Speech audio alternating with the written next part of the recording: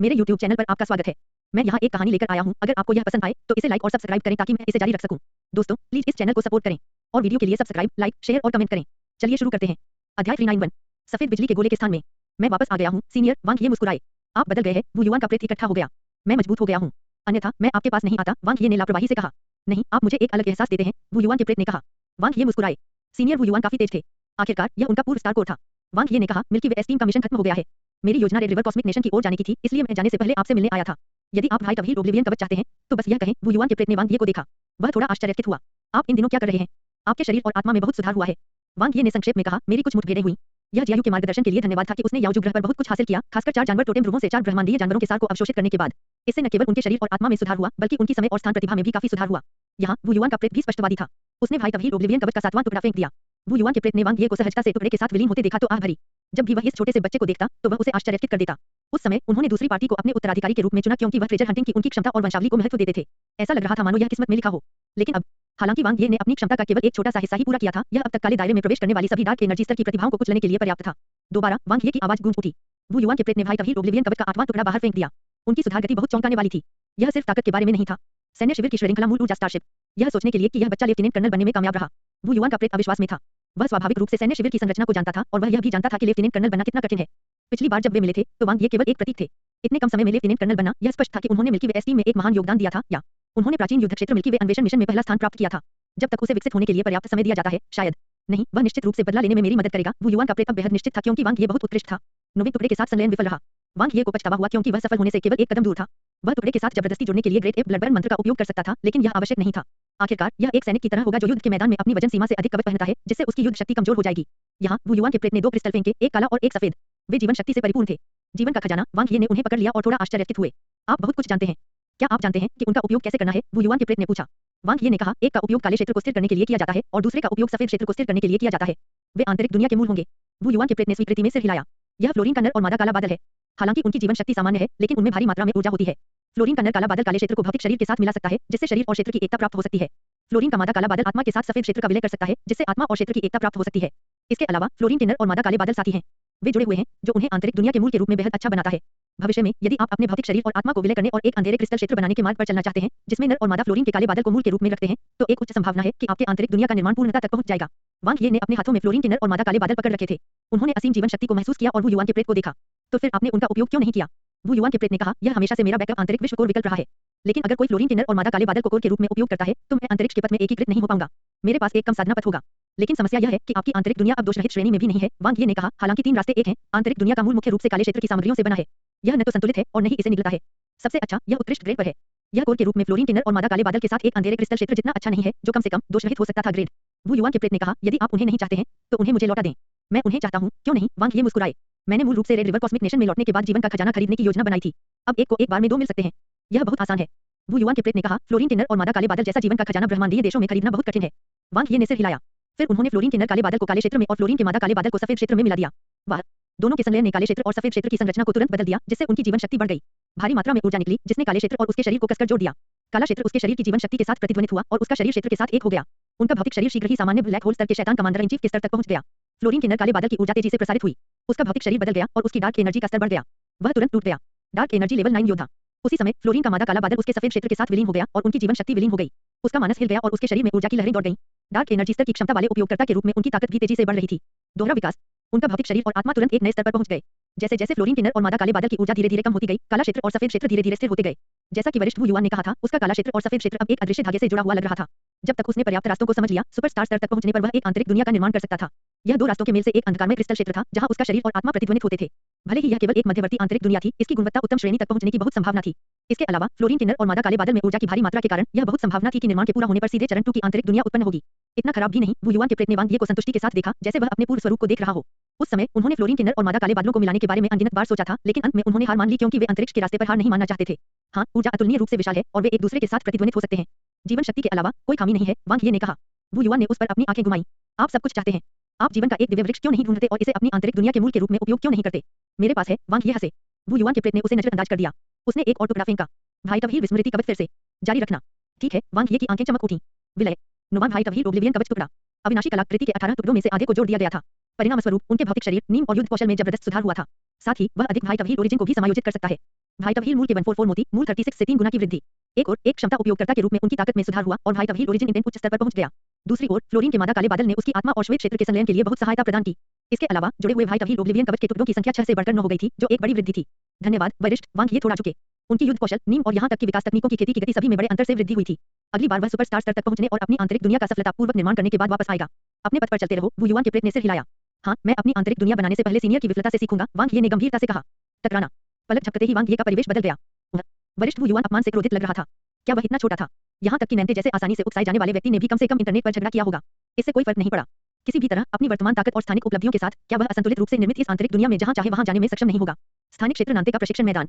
अकेले अपने भाले के साथ उसे नहीं पता था कि उसे यहाँ खेती शुरू किए हुए कितना समय हो गया है। अब वह अपने रास्ते पर चलने के लिए कृत संकल्प था। उसका दिल पूरी तरह से शांत हो गया और उसने अब अपनी तुलना वांग ये से नहीं की, क्योंकि वह दूसरी पार्टी से तुलना ही नहीं कर सकते थे। वह एक राक्षस था। उनके पास अपना साधना पथ था और उन्हें अपनी तुलना किसी और से करने की आवश्यकता नहीं थी। इसके अलावा उनकी स्थानिक प्रतिभा वांग ये की तुलना में अधिक मजबूत थी। ठीक है। अचानक नैन्ते ने चौंक कर अपनी आंखें खोलीं। एक आयामी दरार दिखाई दी और वांग ये ऐसा प्रतीत हुआ मानो वह शून्य से बाहर निकल रहा हो। दूसरे पक्ष का स्थानिक समन्वय कम से कम चरण 6 पर था। बकवास। नांते श्राप देने के अलावा कुछ नहीं कर सका। यह राक्षस कैसे विकसित हुआ? वह हर बार और अधिक भयानक क्यों होता जा रहा था? अचानक नांते स्तब्ध रह गया, क्योंकि उसने किसी को देखा था। यह एक ऐसा व्यक्ति था जिसे उसने काफी समय से नहीं देखा था, लेकिन वह उसके दिल में गहराई से अंकित हो गया था। याओ। क्या यह याओ था? यह सोचने के लिए कि वांग ये ने उसे ढूंढ लिया है। हा हा हा। याओ। नांते अपनी खुशी रोक नहीं सका और तुरंत उसका स्वागत करने के लिए उसके पास गया। याओ ने अपने सामने नांते की ओर देखा। आप कौन हैं? नांते अवाक रह गए। वांग ये ने अपनी हंसी रोक ली। यह कोई आश्चर्य की बात नहीं थी कि याओ नांते को नहीं पहचान सका। आखिरकार जब वह नीले ग्रह पर था तब से वह बहुत बदल गया था। खासकर तब से जब वह काले क्षेत्र में एकांत में खेती कर रहा था और उसने अपनी शक्ल भी साफ नहीं की थी। यह अजीब होगा अगर याओ उसे पहचान सके। वह नांते है, वांग ये ने परिचय दिया। नांते। धमाका। ऐसा लगा जैसे उसके दिल में कोई बम फट गया हो। याओ की पुतलियां हिंसक रूप से सिकुड़ गईं और वह स्तब्ध रह गया। उसके दिमाग में अनगिनत यादें उन आई और नीले ग्रह के दृश्य बार-बार दोहराए जाने लगे। वह आमतौर पर शांत रहता था, लेकिन उसकी भावनाओं में अब उतार-चढ़ाव आ रहा था। जैसे ही उसने नांते की ओर देखा, उसकी सांसें तेज हो गईं। उसने अपना मुंह खोला लेकिन कुछ कह न सका। मैं आपका आजीवन प्रतिद्वंदी हूं, याओ। नांते की आंखें युद्ध के इरादे से भर गईं। उसने अपना भाला हिलाया और याओ पर तान दिया। आओ और लड़ो। ठीक है। याओ की आंखें भी चमकीली थीं। उन दोनों को देखते हुए, जो दोस्त और प्रतिद्वंदी दोनों थे, वांग ये चतुराई से पीछे हट गए। वह चुपचाप उन दोनों को 20 साल बाद फिर से मिलते और लड़ते हुए देखता रहा। कमजोर लोग लड़े। नांते, जो एकांत में प्रशिक्षण ले रहे थे, सीनियर वू युआन के मार्गदर्शन में तेजी से सुधार हुआ। सैन्य शिविर में प्रशिक्षण ले रहे याओ भी कमजोर नहीं थे। दो डार्क एनर्जी स्तर के विशेषज्ञों के बीच की लड़ाई बेहद चौंकाने वाली थी। वे तभी रुकते थे जब वे थक जाते थे। हा हा हा, ताजा। यह बहुत अद्भुत लगता है। जमीन पर लेटे हुए नांते खूब हंसे, उनकी आंखें चमक उठीं। हाँ, याओ ने दोनों तलवारें अपने हाथों में पकड़ रखी थी और सभी प्रकार की भावनाओं को महसूस करते हुए वहीं खड़ा रहा। उसके शांत चेहरे पर एक बदलाव आ गया था। यह एक अपरिचित और विशाल ब्रह्मांड में एक पुराने दोस्त के साथ पुनर्मिलन की भावना थी। इससे उसे महसूस हुआ कि वह अब अकेला नहीं है। अचानक याओ ने वांग ये की ओर देखा और कहा, क्या आप नैन्ते को जानते हैं? बेशक। मैं नांते को नहीं जानता। वांग ये ने उसे देखकर मुस्कुराया। मैं भी तुम्हें जानता हूँ। याओ। आप एक समय हुक्सिया और ब्लू प्लैनेट में सबसे मजबूत थे, नहीं? वांग ये ने याओ के स्तब्ध चेहरे को देखा और मुस्कुराए। आपको क्या लगता है कि मैंने आपको टीम में क्यों चुना? तुम। न केवल याओ की अभिव्यक्ति प्रणाली गड़बड़ थी, बल्कि उसका दिमाग भी गड़बड़ था।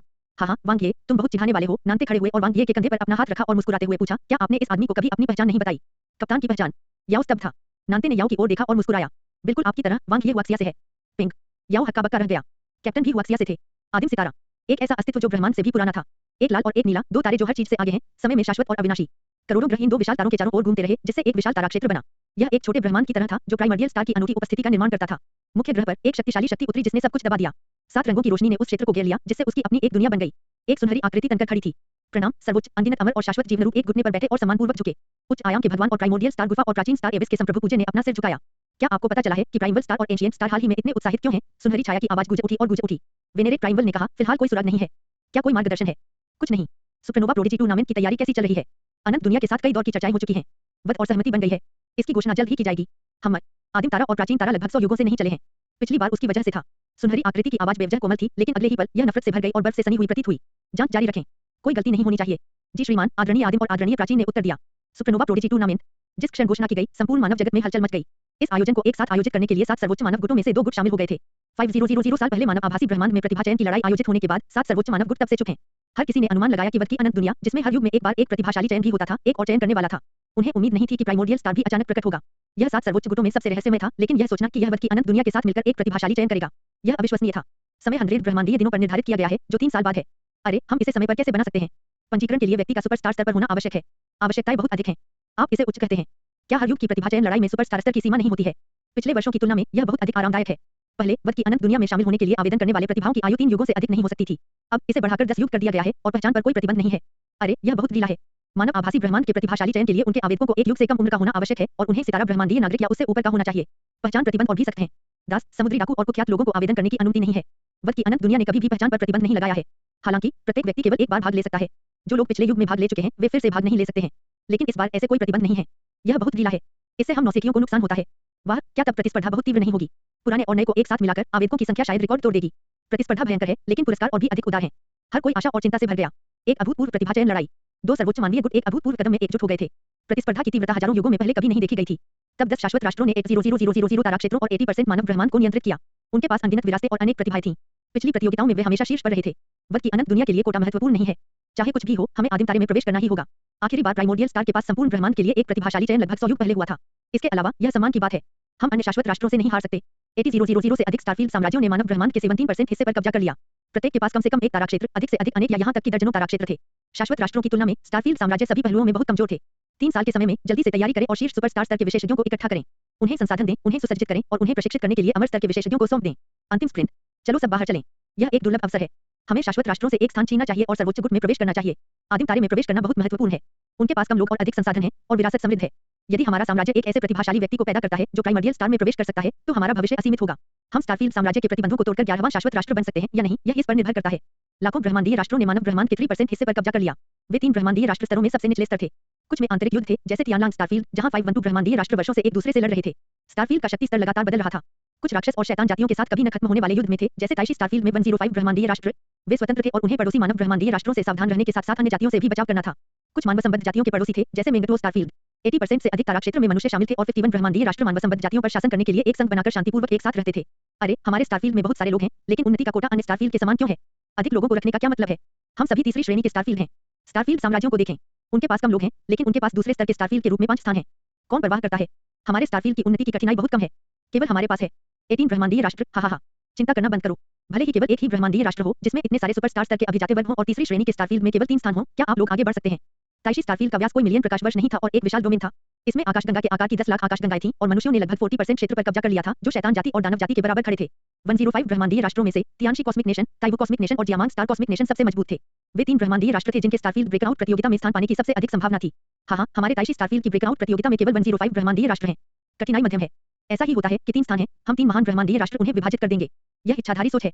ऐसा नहीं है कि हम यह देखने के लिए प्रतिस्पर्धा कर रहे हैं कि कौन सा ब्रह्मांडीय राष्ट्र सबसे मजबूत है। आपके 3 महान ब्रह्मांडीय देशों में अधिक से अधिक सुपरस्टार स्तर के विशेषज्ञ हैं। शेष 102 ब्रह्मांडीय देशों में सुपरस्टार स्तर के विशेषज्ञों की कुल संख्या आपसे 10 गुना है। आइए इंतजार करें और देखें। हम देखेंगे कि ये 3 स्थान किसे मिलेंगे। Milky Way azure mountain starship ने काले क्षेत्र को छोड़ दिया और दूर स्थित रेड रिवर कॉस्मिक नेशन की ओर प्रस्थान किया। मुख्य नियंत्रण कक्ष में याओ अभी भी सदमे में था। उसने कभी नहीं सोचा था कि यह कप्तान, जिसका वह सम्मान करता था और उससे डरता था, वास्तव में उसके ही देश से आया था और उसके शरीर में भी वही खून बह रहा था। वे सभी हुआक्सिया के बच्चे थे। इससे भी अधिक अविश्वसनीय बात यह थी कि कप्तान उनका जूनियर था। उन्होंने एक बार प्रशिक्षण शिविर में अपना पहला विकास पूरा करते हुए वांग ये का एक वीडियो देखा था। जब वह न्यू स्टार स्तर तक पहुंच गया और ब्लू प्लैनेट को छोड़ दिया, तब भी कप्तान एक रिवॉल्वर था जो खड़ा नहीं था। लेकिन अब दूसरे पक्ष ने उसे सभी पहलुओं में कुचल दिया। नीले ग्रह के बारे में नांते की कहानी सुनकर याओ को ऐसा लगा जैसे यह एक जीवनकाल पहले की बात हो। धन्यवाद। याओ ने वांग ये की ओर देखा और पूरा वाक्य कहा। वांग ये मुस्कुराए और सिर हिलाया। वह जानता था कि याओ का क्या मतलब है। वह विशाल ब्रह्मांड में उसे बचाने के अपने कार्य के लिए आभारी नहीं था। इसके बजाय वह आभारी था कि उसने हुक्सिया के जाने के बाद उसकी रक्षा करने की भारी जिम्मेदारी ली थी। सब कुछ अतीत में है। वांग ये ने याओ के कंधे को थपथपाया। अगर सब कुछ ठीक रहा तो हम जल्द ही घर जा सकेंगे। उनके पास केवल एक ही घर था और वह था ब्लू प्लैनेट। उसे इसकी बहुत याद आती थी और उसकी गर्लफ्रेंड सकी भी। ठीक है, याओ बहुत पहले ही मुस्कुराना भूल गया था। ब्रह्मांड में प्रवेश करने के बाद यह पहली बार था जब वह मुस्कुराया, क्योंकि उसने अंततः आशा देखी, एक ऐसा भविष्य जहां वह अभी भी मौजूद रह सकता है। यह सब वांग ये के लिए धन्यवाद था। उन्होंने एक अकल्पनीय चमत्कार कर दिखाया था। बीम। वांग ये ने स्टारली स्काई ब्रेसलेट का उत्तर दिया। वाह, बहुत दिनों से नहीं मिले जीजाजी। लिंगलिंग की आवाज अभी भी प्रसन्न और लापरवाह थी। आवाज सुनकर याओ पीछे मुड़ा। स्टारली स्काई ब्रेसलेट पर लिंगलिंग का प्रक्षेपण उसके लिए बहुत अपरिचित था, जिसमें उसकी आवाज भी शामिल थी, लेकिन स्वर और भावना बहुत परिचित थी। वांग ये ने याओ पर तारों वाले आकाश कंगन के प्रक्षेपण का लक्ष्य रखा और लिंगलिंग स्तब्ध रह गया। याओ, आप याओ हैं? वह चौंक कर बोली। जू। लिंग। याओ हैरान था। यह मैं हूँ, यह मैं हूँ। लिंगलिंग इतनी खुश थी कि उसने अपने खुशी के आंसू अपने हाथ के पिछले हिस्से से पोंछ लिए। जीजाजी, आपने याओ को कैसे पाया? यह बहुत बढ़िया है। वह मरा नहीं है। वह मरा नहीं है। याओ का दिल गर्म हो गया। वह ज्वेलिंग की उसके प्रति सच्ची चिंता को महसूस कर सकता था। दोनों हमेशा भाई बहन की तरह रहे। याद किए जाने का एहसास बहुत गर्मजोशी भरा था। इससे उसे महसूस हुआ कि वह अकेला नहीं है। ठीक है जीजाजी, घोषणा देखो। लिंगलिंग को अचानक याद आया और उसने कहा, बड़ी खबर। प्राइमर्डियल स्टार और इन्फिनिट वर्ल्ड ऑफ स्लोटर 3 साल में एक साथ सुपरनोवा प्रोडिजी टूर्नामेंट आयोजित करने जा रहे हैं। ओह! वांग ये की आंखें तुरंत चमक उठीं। वो मोहन को जो खबर मिली थी वह सचमुच सच थी। चलो बाद में बात करते हैं। मैं पहले देख लूंगा। वांग ये ने तुरंत कॉल समाप्त कर दी। नांते ने पहले ही तेजी से अपना आभासी वास्तविकता हेलमेट पहन लिया था। वांग ये ने जल्द ही मानव आभासी दुनिया में भी प्रवेश कर लिया। घोषणा हो चुकी थी। Supernova prodigy tournament. वांग ये का दिल द्रवित हो गया। सभी ब्रह्मांडीय मनुष्यों के लिए खुला एक महान चयन। इसमें मानव जाति के लगभग 10 लाख तारा क्षेत्रों को शामिल किया गया। पंजीकरण की शर्तें अधिक आरामदायक थीं और पुरस्कार अधिक उदार थे। आदिम सितारा और वध की अनंत दुनिया। वांग ये की आंखें चमक उठीं। वह कड़ी प्रतिस्पर्धा से नहीं बल्कि मौका न मिलने से डरते थे। अब न केवल एक अवसर सामने आया, बल्कि यह दोहरा अवसर भी था। जब तक वह सुपरनोवा प्रोडिजी टूर्नामेंट में अपना नाम कमा सकता है, वह प्राइमर्डियल स्टार या स्लोटर की अनंत दुनिया में प्रवेश करने में सक्षम होगा। इससे कोई फर्क नहीं पड़ता कि कौन सा है। वैसे भी वे दोनों सर्वोच्च मानवीय गुट थे। ताइशी स्टारफील्ड एक तृतीय स्तरीय स्टारफील्ड है, इसलिए ब्रेकआउट प्रतियोगिता में हमारे पास 3 स्थान हैं। वांग ये मिल्की वे टीम के अपने दोस्तों के बारे में सोचने से खुद को रोक नहीं सके। के युआन की, वू मोहन, लैन जियान और जियाओ सभी को भाग लेना चाहिए। यह निश्चित रूप से संपूर्ण ब्रह्मांड के लिए एक भव्य अवसर होगा। 3 साल बाद। वांग ये ने सिर हिलाया। उसके पास सुपरस्टार स्तर तक पहुंचने के लिए पर्याप्त समय बचा था। उस समय वह संपूर्ण ब्रह्मांड की प्रतिभाओं से प्रतिस्पर्धा करने में सक्षम होगा। आइए देखें कि स्वर्ग का वास्तविक गौरवान्वित पुत्र कौन था। Jiutian court, Mary race slavery farm और स्पेस टाइम आइलैंड ने भी एक घोषणा की है। वांग ये सुपरनोवा प्रोडिजी टूर्नामेंट के बारे में विशिष्ट जानकारी ब्राउज कर रहे थे जब उन्होंने अचानक देखा कि मानव आभासी ब्रह्मांड फिर से उथल-पुथल में था। दो सर्वोच्च मानव गुटों के बाद तीन शीर्ष मानव गुटों ने भी संयुक्त घोषणा की। डार्क एनर्जी हिडन ड्रैगन चयन। क्या वे मौज मस्ती में शामिल होने की योजना बना रहे हैं? वांग ये अपनी हंसी नहीं रोक सके। शीर्ष 18 मानव गुट ब्रह्मांडीय प्रतिभाओं के लिए भी बहुत आकर्षक थे। आखिरकार जिन पर वास्तव में स्वर्ग का अनुग्रह हुआ वे बहुत कम थे। 7 सर्वोच्च मानव गुटों में प्रवेश करना इतना आसान नहीं था जो आमतौर पर 10 शाश्वत राष्ट्रों के लिए विशिष्ट थे। यदि वे शीर्ष 18 मानव गुटों में शामिल हो सकते हैं तो यह पहले से ही अधिकांश ब्रह्मांडीय प्रतिभाओं के लिए एक महान कदम होगा जिसमें वह भी शामिल हैं। मैं अभी डार्क एनर्जी हिडन ड्रैगन चयन के लिए आवश्यकताओं को पूरा कर पाया हूं और मैं अपने स्तर के सबसे आरामदायक बिंदु पर फंस गया हूं। वांग ये गहरी सोच में थे। उनके योद्धा और क्षमता उपयोगकर्ता दोनों स्तर अब डार्क एनर्जी स्तर 9 पर थे। डार्क एनर्जी हिडन ड्रैगन चयन में उन्हें भारी लाभ हुआ। उनके सभी प्रतिद्वंदी डार्क एनर्जी स्तर पर थे, इसलिए ताकत के मामले में वे नुकसान में नहीं थे। यदि उसे सुपरनोवा प्रोडिजी टूर्नामेंट में भाग लेना होता तो उसे मध्यवर्ती या उन्नत सुपरस्टार स्तर के विरोधियों का सामना करना पड़ता जिससे वह ताकत के मामले में नुकसान में रहता। इसके अलावा Jiutian court, Mary race slavery farm और स्पेस टाइम आइलैंड भी बुरे नहीं थे। 18 शीर्ष मानव गुटों में वे शीर्ष पर थे। विशेष रूप से स्पेस टाइम आइलैंड शीर्ष गुट था जो मानव सर्वोच्च का उत्पादन करने की सबसे अधिक संभावना रखता था। दूसरी ओर जिउटियन कॉर्ट के पास कई व्यवसाय थे और उसने कई क्षेत्रों को कवर किया था। इसकी व्यापक क्षमता काफी अच्छी थी और कहने की जरूरत नहीं है, मैरी रेस स्लेवरी फार्म शायद उसके लिए सबसे उपयुक्त जगह थी। दुर्भाग्य से समय सही नहीं था। यदि यह सैन्य शिविर में प्रवेश करने से पहले होता या यदि सुपरनोवा प्रोडिजी टूर्नामेंट आयोजित नहीं होता तो वह उन पर विचार करता। लेकिन अब मैं और अधिक के लिए तरस रहा हूं। वांग ये को अपनी ताकत की स्पष्ट समझ थी। वह जानता था कि वह केवल डार्क एनर्जी स्तर पर नहीं रह सकता और न ही मूर्खों को धमका सकता है। केवल प्रतिस्पर्धा और लक्ष्यों से ही व्यक्ति में सुधार होगा। वह ताकतवरों में सबसे कमजोर होना पसंद करेगा। बेशक मुख्य कारण यह था कि सर्वोच्च मानव गुटों की तुलना में 18 शीर्ष गुट वास्तव में कुछ भी नहीं थे। केवल 7 सर्वोच्च मानव गुटों में प्रवेश करके ही किसी की उच्चतम ऊपरी सीमा होगी।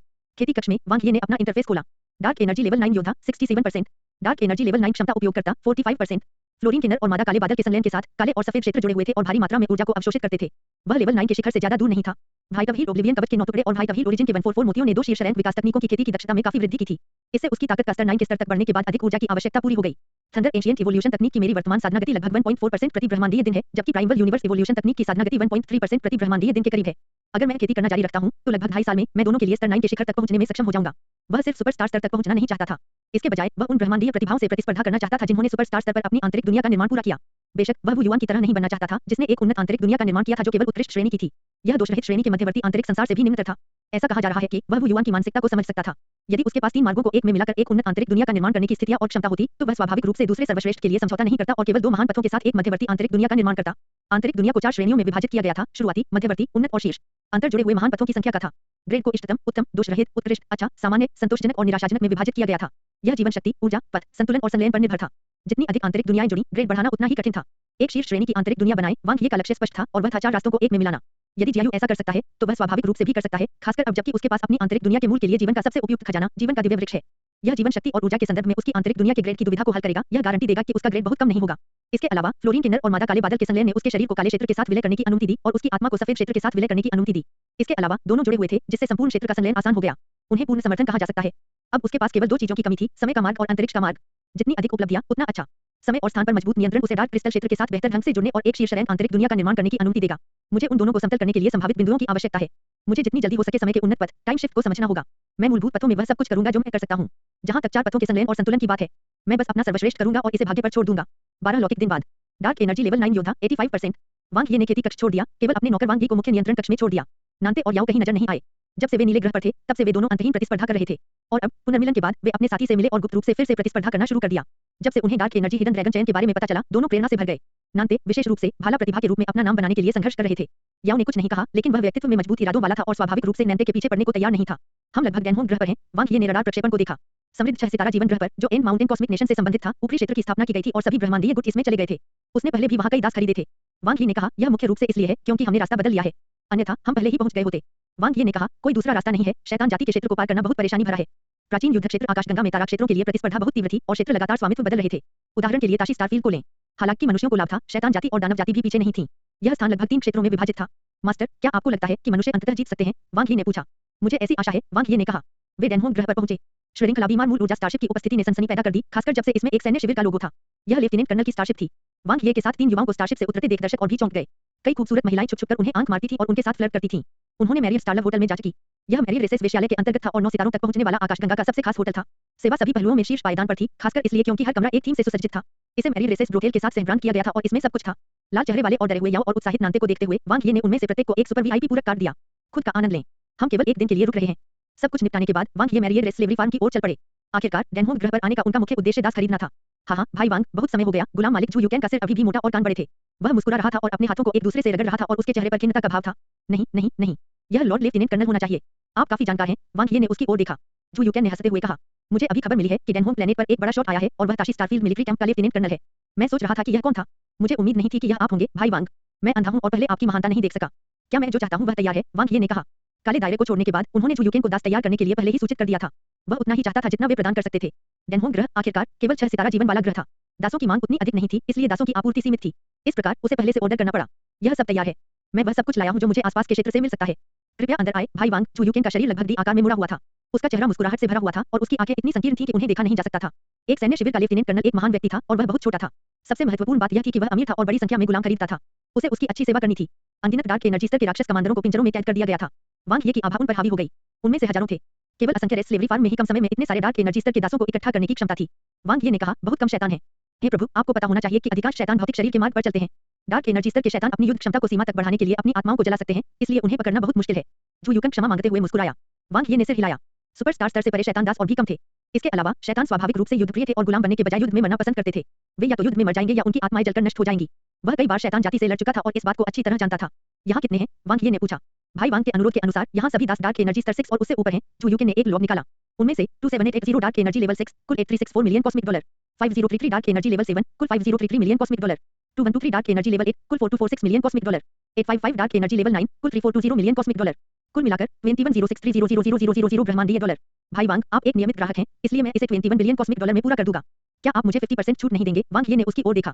भाई वांग, यह पहले से ही सबसे अच्छी कीमत है। जू यूकेन के चेहरे की चर्बी हिल गई और उसके मुंह के कोने भी हिल गए। वांग ये ने कहा, सबसे अच्छी कीमत, अधिक से अधिक, यह बाजार मूल्य है। मैंने इन्वेंट्री साफ करने में आपकी मदद की। आपको कम से कम मुझे छूट तो देनी चाहिए। क्या डार्क एनर्जी स्तर के दासों को इन्वेंट्री कहा जा सकता है? जू यूकेन ने अपने दिल में श्राप दिया, लेकिन उसने बड़े शॉट को अपमानित करने की हिम्मत नहीं की। उन्होंने कड़वाहट भरे चेहरे के साथ कहा, भाई वांग, मेरे लिए चीजों को कठिन मत बनाओ। 98% छूट, सचमुच यह सबसे अधिक है। सौदेबाजी के दौर और अपने वरिष्ठों से निर्देश मांगने के बाद अंत में दासों को 93% छूट पर बेच दिया गया। फिर राशि को एक बार फिर पूर्णांकित किया गया। वांग ये ने अंततः दासों के इस बैच को हटाने के लिए अपनी संपत्ति के हिमखंड की नोक का उपयोग करते हुए 195 डार्क क्रिस्टल का भुगतान किया। जू यूकेन ने सावधानी से दरवाजा बंद कर दिया। बहुत जल्द सभी डार्क एनर्जी स्तर के गुलाम चले गए, संभावित बिंदुओं में परिवर्तित हो गए। वांग ये ने 3996120000 संभावित अंकों को देखा जो उसने आसानी से हासिल किए थे और मुस्कुराया। यह बहुत आसान था। दरवाजा खुला और खून की तेज गंध बाहर आई। जू यूकेन अपने चेहरे पर एक आकर्षक मुस्कान के साथ झुके और उन्होंने लॉर्ड लेफ्टिनेंट कर्नल की ओर देखा, जिन्होंने बहुत सारा पैसा खर्च किया था। उन्हें कोई प्रशंसा नहीं मिली, बल्कि 2 प्रश्न मिले। क्या यह सब है? बस यही? जू यूकेन चकित था। क्या यह अब भी पर्याप्त नहीं था? भाई वांग, मैंने पहले ही सभी दासों को ग्रहों से यहाँ स्थानांतरित कर दिया है। शुरुआत में डार्क एनर्जी स्तर के गुलाम दुर्लभ हैं, जू यूकेन ने समझाया। ऐसी संख्या में वे केवल युद्ध के मैदान पर उपलब्ध हैं। एक लेफ्टिनेंट कर्नल के रूप में आपको पता होना चाहिए कि दुश्मनों को मारना आसान है, लेकिन गुलाम बनाने की आवश्यकताएं बहुत अधिक हैं। डार्क एनर्जी स्तर के प्राणियों को गुलाम बनाते समय और भी अधिक। बेशक वांग ये जानता था, युद्ध के मैदान में एक महान लाभ की आवश्यकता थी और दास्ता मंत्र में उसकी महारत बहुत अधिक होनी चाहिए। इसके अलावा किसी की आत्मा गुलाम से कमजोर नहीं होनी चाहिए और यह सबसे अच्छा होगा यदि वह पूरे स्तर पर उच्चतर हो। उदाहरण के लिए, एक डार्क एनर्जी लेवल 9 दानव को गुलाम बनाने के लिए मूल रूप से एक सुपरस्टार स्तर की क्षमता वाले उपयोगकर्ता की आवश्यकता होती है जो गुलामी मंत्र में कुशल हो। युद्ध के मैदान में ऐसी क्षमता वाले लोग कम से कम सब लेफ्टिनेंट थे। सुपरस्टार स्तर के गुलामों का उल्लेख करने की कोई आवश्यकता नहीं थी, जिन्हें केवल ब्लैक होल स्तर के विशेषज्ञ ही गुलाम बना सकते थे। ताशी मिल्की वे सेना में उनमें से केवल कुछ ही थे। क्या ब्रह्मांडीय राष्ट्रों के पास अधिक होगा? वांग ये ने पूछा। जू यूकेन ने अपना सिर हिलाया। उनके पास अधिक प्रकार और स्टॉक हैं, लेकिन वे अधिक बिखरे हुए भी हैं। उदाहरण के लिए, सुपरस्टार स्तर के दास जो आप चाहते हैं। हमारे असंख्य रेस स्लेवरी फार्म की ब्रह्मांडीय राष्ट्रों की शाखाओं में काफी कुछ है। क्या आपकी रेड रिवर कॉस्मिक नेशन के लेमेई प्लेनेट में कोई शाखा है? वांग ये ने पूछा। लेमेई ग्रह वह जीवन ग्रह था जहां लिंगलिंग वर्तमान में रह रहा था। जू यूकेन हंसे। भाई वांग, आप क्या कह रहे हैं? लेमेई ग्रह एक 8 सितारा जीवन ग्रह है। हमारे पास ऐसा कैसे नहीं हो सकता? मैं गारंटी देता हूं कि आप संतुष्ट होंगे। ठीक है, मुझे अपॉइंटमेंट लेने में मदद करें। ऐसा ही करें और डार्क एनर्जी स्तर के दासों को स्तर 6 से ऊपर स्थानांतरित करें। मैं लगभग 51 ब्रह्मांडीय दिनों में पहुंचूंगा, वांग ये ने कहा। कोई बात नहीं। क्या आप भी सुपरस्टार स्तर के गुलाम चाहते हैं? जू यूकेन ने तुरंत पूछा। हाँ, वांग ये ने संकोच नहीं किया। हालांकि सुपरस्टार स्तर के दास अधिक महंगे थे और संभावित बिंदुओं के लिए उनका मूल्य अधिक नहीं था, जब उसके पास पर्याप्त पैसा था, तो उसे इन चीजों के बारे में बहुत अधिक परवाह करने की आवश्यकता नहीं थी। जितना अधिक उतना अच्छा। भाई वांग, आपका बजट है? जू यूकेन की आंखें चमक उठी। 100 मिलियन, वांग ये ने जू यूकेन की ओर देखा, जिसकी आंखें सदमे से चौड़ी हो गईं। ओह ठीक है, यह ब्रह्मांडीय डॉलर में नहीं है। यह 100 मिलियन डार्क क्रिस्टल है। वांग ये आनंद लेने के लिए मैरियल स्टारलव होटल में वापस नहीं गए। इसके बजाय उसने अन्य दास फार्मों में घुसपैठ करना जारी रखा। मैरियल रेस स्लेवरी फार्म एकमात्र ऐसा फार्म नहीं था जो दास व्यवसाय चलाता था। बात सिर्फ इतनी थी कि इसका पैमाना अपेक्षाकृत बड़ा था। उपशीर्ष मानव गुटों और द्वितीय मानव गुटों ने सभी दास बेचे, लेकिन उनके पास कम थे। डार्क एनर्जी स्तर से ऊपर के दास और भी कम थे। उन सभी को पास करने के बाद उन्होंने 500 मिलियन संभावित अंक प्राप्त किए, जो कि असंख्य रेस स्लेवरी फार्म में प्राप्त अंक का लगभग 10% था। आखिरकार अन्य दास फार्मों ने पहले से तैयारी नहीं की थी, इसलिए स्वाभाविक रूप से बहुत अधिक स्टॉक नहीं था। लेमेई ग्रह के पास तैयारी के लिए 51 ब्रह्मांडीय दिन है। भले ही ब्रह्मांडीय राष्ट्रों के गुलाम अधिक बिखरे हुए हैं और प्राचीन युद्ध के मैदान में गुलामों की संख्या जितनी नहीं है, उनके पास अधिक समय है। सुपरस्टार स्तर के गुलाम भी हैं। मेरा मानना है कि मेरे संभावित अंक 10 बिलियन से अधिक होने में कोई समस्या नहीं होगी। वांग ये ने मोटे तौर पर अनुमान लगाया। यदि वह अब संभावित अंक अर्जित करना चाहता था, तो सबसे तेज तरीका याओजू ग्रह जैसा मूल ग्रह खोजना था। उसके संभावित अंक आसानी से 10 बिलियन से अधिक हो सकते हैं। दुर्भाग्य से एक 8 सितारा मूल ग्रह ढूंढना बहुत मुश्किल था, जब तक कि वह ताशी स्टारफील्ड में नहीं गया और शैतान जाति और दानव जाति की मांग में अपना रास्ता नहीं बना लिया। अगर उसने ऐसा किया, तो उसे वापस आने के बारे में सोचने की जरूरत ही नहीं पड़ेगी। उच्च श्रेणी के दासों की संख्या में केवल कमी आएगी। मैं अब केवल और गहराई में उतर सकता हूं। वांग ये अच्छी तरह से जानते थे कि 7 सर्वोच्च मानव गुटों में प्रवेश करना ही सच्चा रास्ता है। उनके पास संसाधन, विरासत, खेती की तकनीकें और यहां तक कि प्रतिभाशाली साझेदार भी थे। Supernova prodigy tournament. वांग ये इसका इंतजार कर रहा था। वध की अनंत दुनिया जो मुझे कहीं भी खुद को संयमित करने की अनुमति देगी, शायद मेरे लिए अधिक उपयुक्त है। इसके अलावा प्रवेश आवश्यकताएं प्राइमर्डियल स्टार की तुलना में आसान होंगी। वांग ये थोड़ी देर के लिए ऊपरी क्षेत्र में टहलते रहे। डेनहोंग स्टार केवल 6 सितारा जीवन ग्रह था और इस प्रकार इसका ऊपरी क्षेत्र बहुत सामान्य था।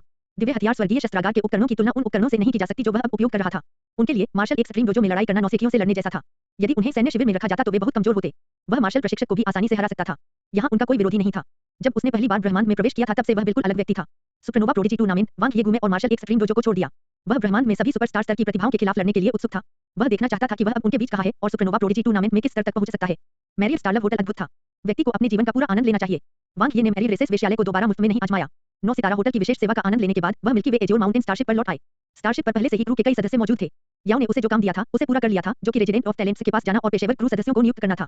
प्रणाम मेरे प्रभु, दल के सदस्यों ने आदरपूर्वक प्रणाम किया। वांग ये ने सिर हिलाया। इतनी तेजी, वांग ये ने याओ की ओर देखा जो पहले से ही मुख्य नियंत्रण कक्ष में था। मैं नहीं चाहता, याओ ने उत्तर दिया। समझा, वांग ये ने याओ के कंधे को थपथपाया। वह खेती कक्ष की ओर जाने वाला था। आप भी इतनी जल्दी, याओ ने कहा। वांग ये रुक गए और याओ की ओर देखने लगे। दरअसल आप कुछ न कहीं तो बेहतर है। ओह, खेती कक्ष में वांग ये ने अपना इंटरफेस खोला। 5.2 अरब संभावित अंक। क्या आप टाइम कंट्रोल को अपग्रेड करने के लिए 3.6 बिलियन संभावित अंक खर्च करना चाहते हैं? हाँ। चेतना के स्थान में वांग ये समय के रहस्यों को समझते हुए समय की नदी में डूब गए थे। काफी समय के बाद उन्हें समय नियंत्रण के रहस्य समझ में आए। उसकी चेतना स्पष्ट हो गई और उसकी आंखें चमक उठीं। समय नियंत्रण चरण 6, चरण 7। उसे तत्काल आत्मज्ञान हुआ। समय का रहस्य उसके मन में घर कर गया और वह अपनी इच्छानुसार उसे नियंत्रित कर सका। उसी समय पर उसके नियंत्रण में सुधार होने पर क्लोन को टाइम शिफ्ट में एक नई अंतर्दृष्टि प्राप्त हुई। बेडियों की अड़चन अचानक स्पष्ट हो गई और वह स्वाभाविक रूप से टूट गया। समय परिवर्तन F। वांग ये ने राहत की सांस ली। चाहे वह समय के उन्नत पथ को समझ सके या नहीं, इसका भविष्य में एक शीर्ष रैंक की आंतरिक दुनिया के निर्माण के साथ-साथ उसकी युद्ध क्षमता पर भी बड़ा प्रभाव पड़ेगा। ऐसा इसलिए था क्योंकि सुपरनोवा प्रोडिजी टूर्नामेंट में उनका सामना ब्रह्मांड के सभी सुपरस्टार स्तर की प्रतिभाओं से होगा। हालांकि समय का उन्नत पथ मूल रूप से कुछ ऐसा था जिसे केवल ब्लैक होल स्तर के विशेषज्ञ ही समझ सकते थे, वह ब्रह्मांड में शीर्ष सुपरस्टार स्तर की प्रतिभाओं के विरुद्ध था। वे के युवांकी की तरह मूर्ख नहीं थे। समय के पथ पर उनकी उपलब्धियां निश्चय ही बुरी नहीं थीं। ऐसे में यदि वह समय के पथ को नहीं समझ पाता तो उसे नुकसान होता। क्या आप टाइम शिफ्ट को अपग्रेड करने के लिए 50,000,000 संभावित अंक खर्च करना चाहते हैं? हाँ। क्या आप टाइम शिफ्ट को अपग्रेड करने के लिए 250 मिलियन संभावित अंक खर्च करना चाहते हैं? हाँ। लगातार 3 उन्नयन। उन्होंने टाइम शिफ्ट को चरण 4 तक बढ़ाने के लिए 290,000,000 संभावित अंक खर्च किए। चूंकि दुश्मनों से लड़ने के लिए समय के उन्नत पथ का उपयोग किया जाता है, टाइम शिफ्ट खजाने का सबसे व्यापक उपयोग करते हुए किसी की युद्ध क्षमता को तुरंत बढ़ा सकता है। वांग ये ने टाइम ओब्लिवियन टूथ ब्लेड निकाला। काला ब्लेड तलवार और करीबान जैसा था, आधा काला और आधा पारदर्शी, एक रहस्यमय रंग के साथ। टाइम शिफ्ट के उपयोग से ब्लेड के पतले और नुकीले हिस्से पर समय की उत्पत्ति बहुत स्पष्ट रूप से बदल गई। वाह! समय रहस्यमय उत्तीर्ण सक्रिय।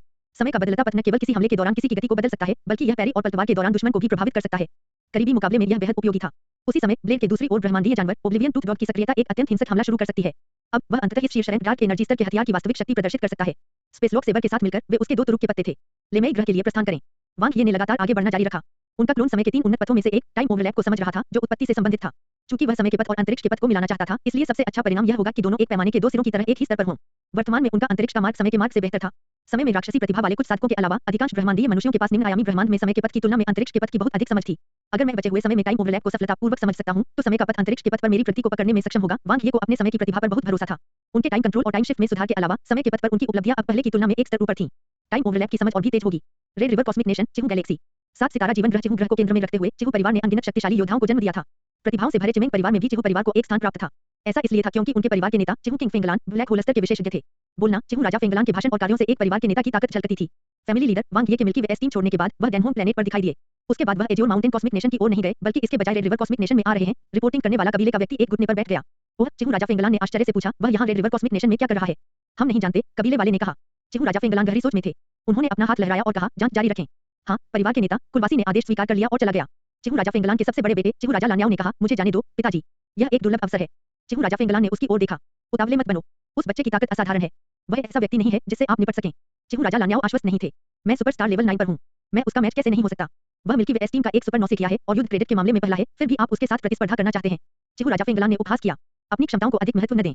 आप आमने सामने की लड़ाई में 3 चालें भी नहीं चल पाएंगे। मैं उसे मारने के लिए एक टीम का नेतृत्व कर सकता हूँ। चिहू राजा लान्याओ का चेहरा लाल हो गया। जोखिम लेने की कोई जरूरत नहीं है। चिहू राजा फेंगलान ने अपना सिर हिलाया। चिहू राजा लान्याओ ने भौहें चढ़ा दी।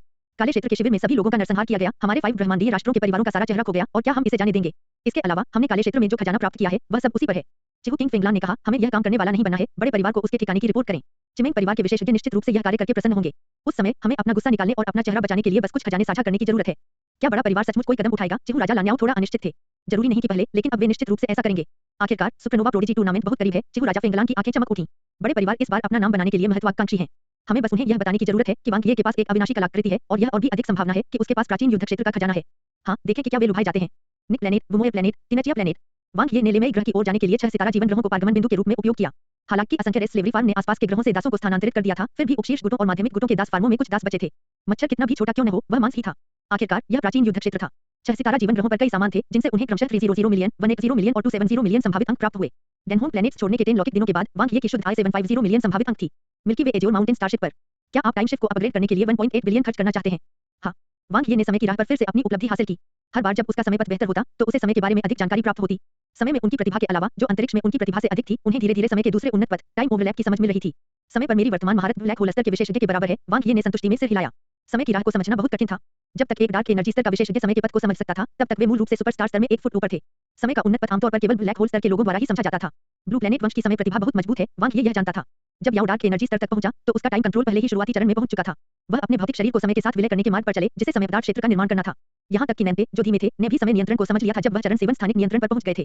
फिलहाल वह यह तय करने के लिए संघर्ष कर रहा था कि उसे अंतरिक्ष के रास्ते पर चलना है या अंतरिक्ष समय के रास्ते पर। समय प्रणाली का एक विशेष ग्रह जिसमें समानांतर दुनिया बनाने की क्षमता है। समय में बेहतर प्रतिभा वाले जीवन रूपों का निर्माण करने के अलावा समानांतर दुनिया के ओवरलैपिंग से अक्सर कई आत्माओं का जन्म होता है और प्रतिभाओं का अधिक जागरण होता है, या यहाँ तक कि दोहरी प्रतिभाएं भी। वांग ये को याद आया कि राजा याओजू ने उनसे क्या कहा था। इसलिए ब्लू प्लैनेट को खरीदने में वह बहुत सतर्क थे। सौभाग्य से नीला ग्रह केवल 4 सितारा जीवन वाला ग्रह है। यह आकर्षक नहीं है, वांग ये ने पहले ही मानव आभासी ब्रह्मांड में अपना शोध कर लिया था। विशेष ग्रहों की कीमतें निर्धारित करना कठिन था और उतार चढ़ाव बहुत बड़ा था। एक समय प्रकार का विशेष ग्रह अंतरिक्ष प्रकार के विशेष ग्रह की तुलना में बहुत दुर्लभ और अधिक महत्वपूर्ण था। भौतिक प्रकार या ऊर्जा प्रकार के विशेष ग्रहों की तो बात ही छोड़ दें। ब्रह्मांड के 4 महान पथों में से समय का महान पथ निम्न आयामी ब्रह्मांड में सबसे अधिक मूल्यवान था, क्योंकि इसे समझना सबसे कठिन था। हालांकि सबसे परेशानी वाली बात यह थी कि ब्लू प्लैनेट पर वर्तमान में चिमिंग परिवार का नियंत्रण था, इसलिए कोई कदम उठाना मुश्किल था। लिंगलिंग ने पहले ही जांच कर ली थी और परिणामों ने पुष्टि की कि यह वैसा ही था जैसा उसने अनुमान लगाया था। प्राचीन युद्ध क्षेत्र आकाशगंगा में अस्थिर स्थिति के कारण अधिकांश जीवन ग्रह अभी भी नीले ग्रह सहित ब्रह्मांडीय देशों के थे। चिमिंग परिवार केवल नियंत्रण और शासन के लिए जिम्मेदार था। चिमिंग परिवार के माध्यम से नीले ग्रह को प्राप्त करना थोड़ा परेशानी भरा है। चिमिंग परिवार को दरकिनार करना और रेड रिवर कॉस्मिक नेशन के ऊपरी क्षेत्रों से नीले ग्रह पर नियंत्रण प्राप्त करना एक बेहतर तरीका हो सकता है। चिमिंग गैलेक्सी, चिमिंग परिवार क्षेत्र। इसका व्यास 122,000 प्रकाश वर्ष और क्षेत्रफल 1.17 मिलियन वर्ग प्रकाश वर्ष था। इसमें लाखों जीवन ग्रह थे, जिनमें से 11 7 सितारा जीवन ग्रह थे। यह आकाशगंगा से थोड़ा बड़ा था। यह रेड रिवर कॉस्मिक नेशन में 271 सितारा जीवन प्रणालियों में से एक था। चिमिंग परिवार का इतिहास लगभग 10 लाख वर्षों का था और उन्होंने दर्जनों ब्लैक होल स्तर के विशेषज्ञों के साथ-साथ अनगिनत सुपरस्टार स्तर के विशेषज्ञों को भी तैयार किया था। हालांकि उनके पूर्वज की मृत्यु के बाद से कभी भी कोई अमर जीवन नहीं हुआ। अनडाइंग लाइफ फॉर्म वाले लोग सुपर परिवार थे। किसी अमर जीवन रूप के बिना वे महज महान परिवार थे। रेड रिवर कॉस्मिक नेशन के भीतर हजारों महान परिवार और गुट थे और प्रतिस्पर्धा बेहद तीव्र थी। आखिरकार केवल 271 जीवन आकाशगंगाएं थीं। केवल ताकतवर ही वहां रह सकते थे। मुख्य ग्रह पर क्या आपने इसकी जांच की है? परिवार के नेता चिमिंग किंग लोजिन की आवाज गहरी थी। वह ब्लैक होल स्तर 9 का विशेषज्ञ था और जबरदस्त आभा बिखेर रहा था। चिहू राजा ने कुछ भी नहीं छिपाया। उसने जो जानकारी दी वह बहुत सटीक है। चिया किंग ने कहा, वांग ये सैन्य शिविर में एक नौसे किया है जो नवीनतम प्राचीन युद्ध क्षेत्र मिल्की वे अन्वेषण मिशन में कहीं से भी प्रकट हुआ। उसने अपनी डार्क एनर्जी स्तर की ताकत के साथ टीम और व्यक्तिगत युद्ध प्रेरित दोनों में पहला स्थान प्राप्त किया, जो अभूतपूर्व है। डार्क एनर्जी स्तर और दोनों श्रेणियों में प्रथम स्थान, प्रभावशाली। कितना अच्छा होता अगर ऐसी अद्वितीय प्रतिभा चिमिंग परिवार से होती।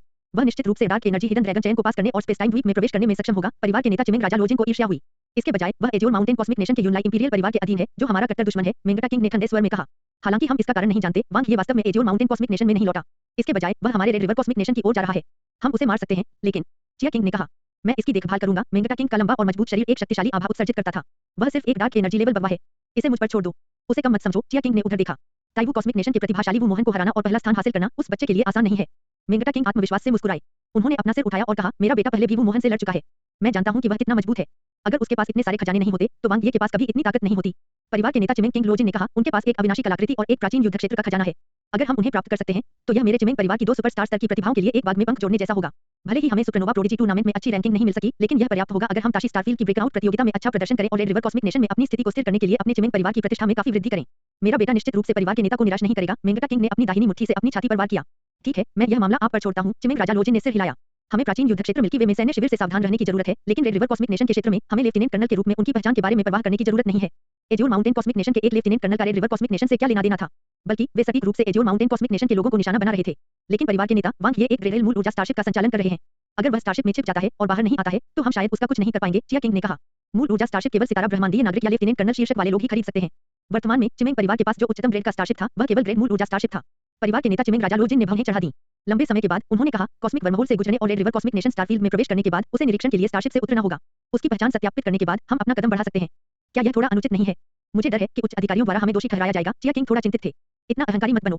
आपको किस बात का इतना भय है? ऐसा नहीं है कि हम ऊपरी क्षेत्र में हैं और मानव अभयारण्य के अधिकार क्षेत्र में हैं। मेंगटा किंग ने अप्रसन्नता से भौंकते हुए कहा, हमारे रेड रिवर कॉस्मिक नेशन के शिविर में हमारे कदम उठाने में क्या गलत है? इसके अलावा एज्योर माउंटेन कॉस्मिक नेशन और हमारा रेड रिवर कॉस्मिक नेशन नश्वर दुश्मन है। साथ ही वांग ये को हमारे चिमिंग परिवार से व्यक्तिगत शिकायत है। यहाँ तक कि स्वर्ग भी इसके बारे में कुछ नहीं कह सकता। हम जानबूझकर उसे निशाना बना रहे हैं। Milky Way azure mountain starship, dark energy level 9 योद्धा 99%। थंडर एशियंट इवोल्यूशन तकनीक की खेती ने वांग ये के शरीर को पूरी तरह से संतृप्त कर दिया था। यदि उसने शुद्ध शारीरिक शक्ति का मार्ग अपनाया होता, तो वह अब तक सुपरस्टार स्तर तक पहुंच गया होता। ऐसा इसलिए था क्योंकि उनकी युद्ध ऊर्जा अपने चरम पर पहुंच गई थी और उनकी गुप्त शक्ति चरण 6 तक पहुंच गई थी। उनका भौतिक शरीर सुपरस्टार स्तर के शैतानों के बराबर था, जो भौतिक शरीर में विशेषज्ञता रखते थे। यह उसके लिए शुद्ध भौतिक शरीर के मार्ग पर चलने के लिए पर्याप्त से अधिक था। हालांकि इस तरह की सफलता भविष्य में के युवांकी की तरह बहुत सारी सीमाएं लाएगी। मानव जाति के भौतिक शरीर की क्षमता लगभग 8 महान जातियों में सबसे नीचे थी, जो इविल आई जाति से थोड़ी ही अधिक मजबूत थी। वांग ये स्वाभाविक रूप से वह रास्ता नहीं चुनेंगे। झूठ ने प्राइमल यूनिवर्स इवोल्यूशन तकनीक को विकसित करना जारी रखा। 50%, 60%। इस समय सुपरनोवा प्रोडिजी टूर्नामेंट के लिए पंजीकरण का आधा समय बीत चुका था। आधिकारिक उद्घाटन की उल्टी गिनती 50 ब्रह्मांडीय दिन थी। डार्क एनर्जी लेवल 9 क्षमता उपयोगकर्ता 70%। वांग ये ने रास्ते में खेती की। उन्होंने सुपरनोवा प्रोडिजी टूर्नामेंट की खबरों पर ज्यादा ध्यान नहीं दिया। आखिरकार उसने अभी तक पंजीकरण नहीं कराया था। अपने प्रतिस्पर्धियों के बारे में जानकारी की जांच करना ऐसा कुछ नहीं था जो उसे अभी करना चाहिए।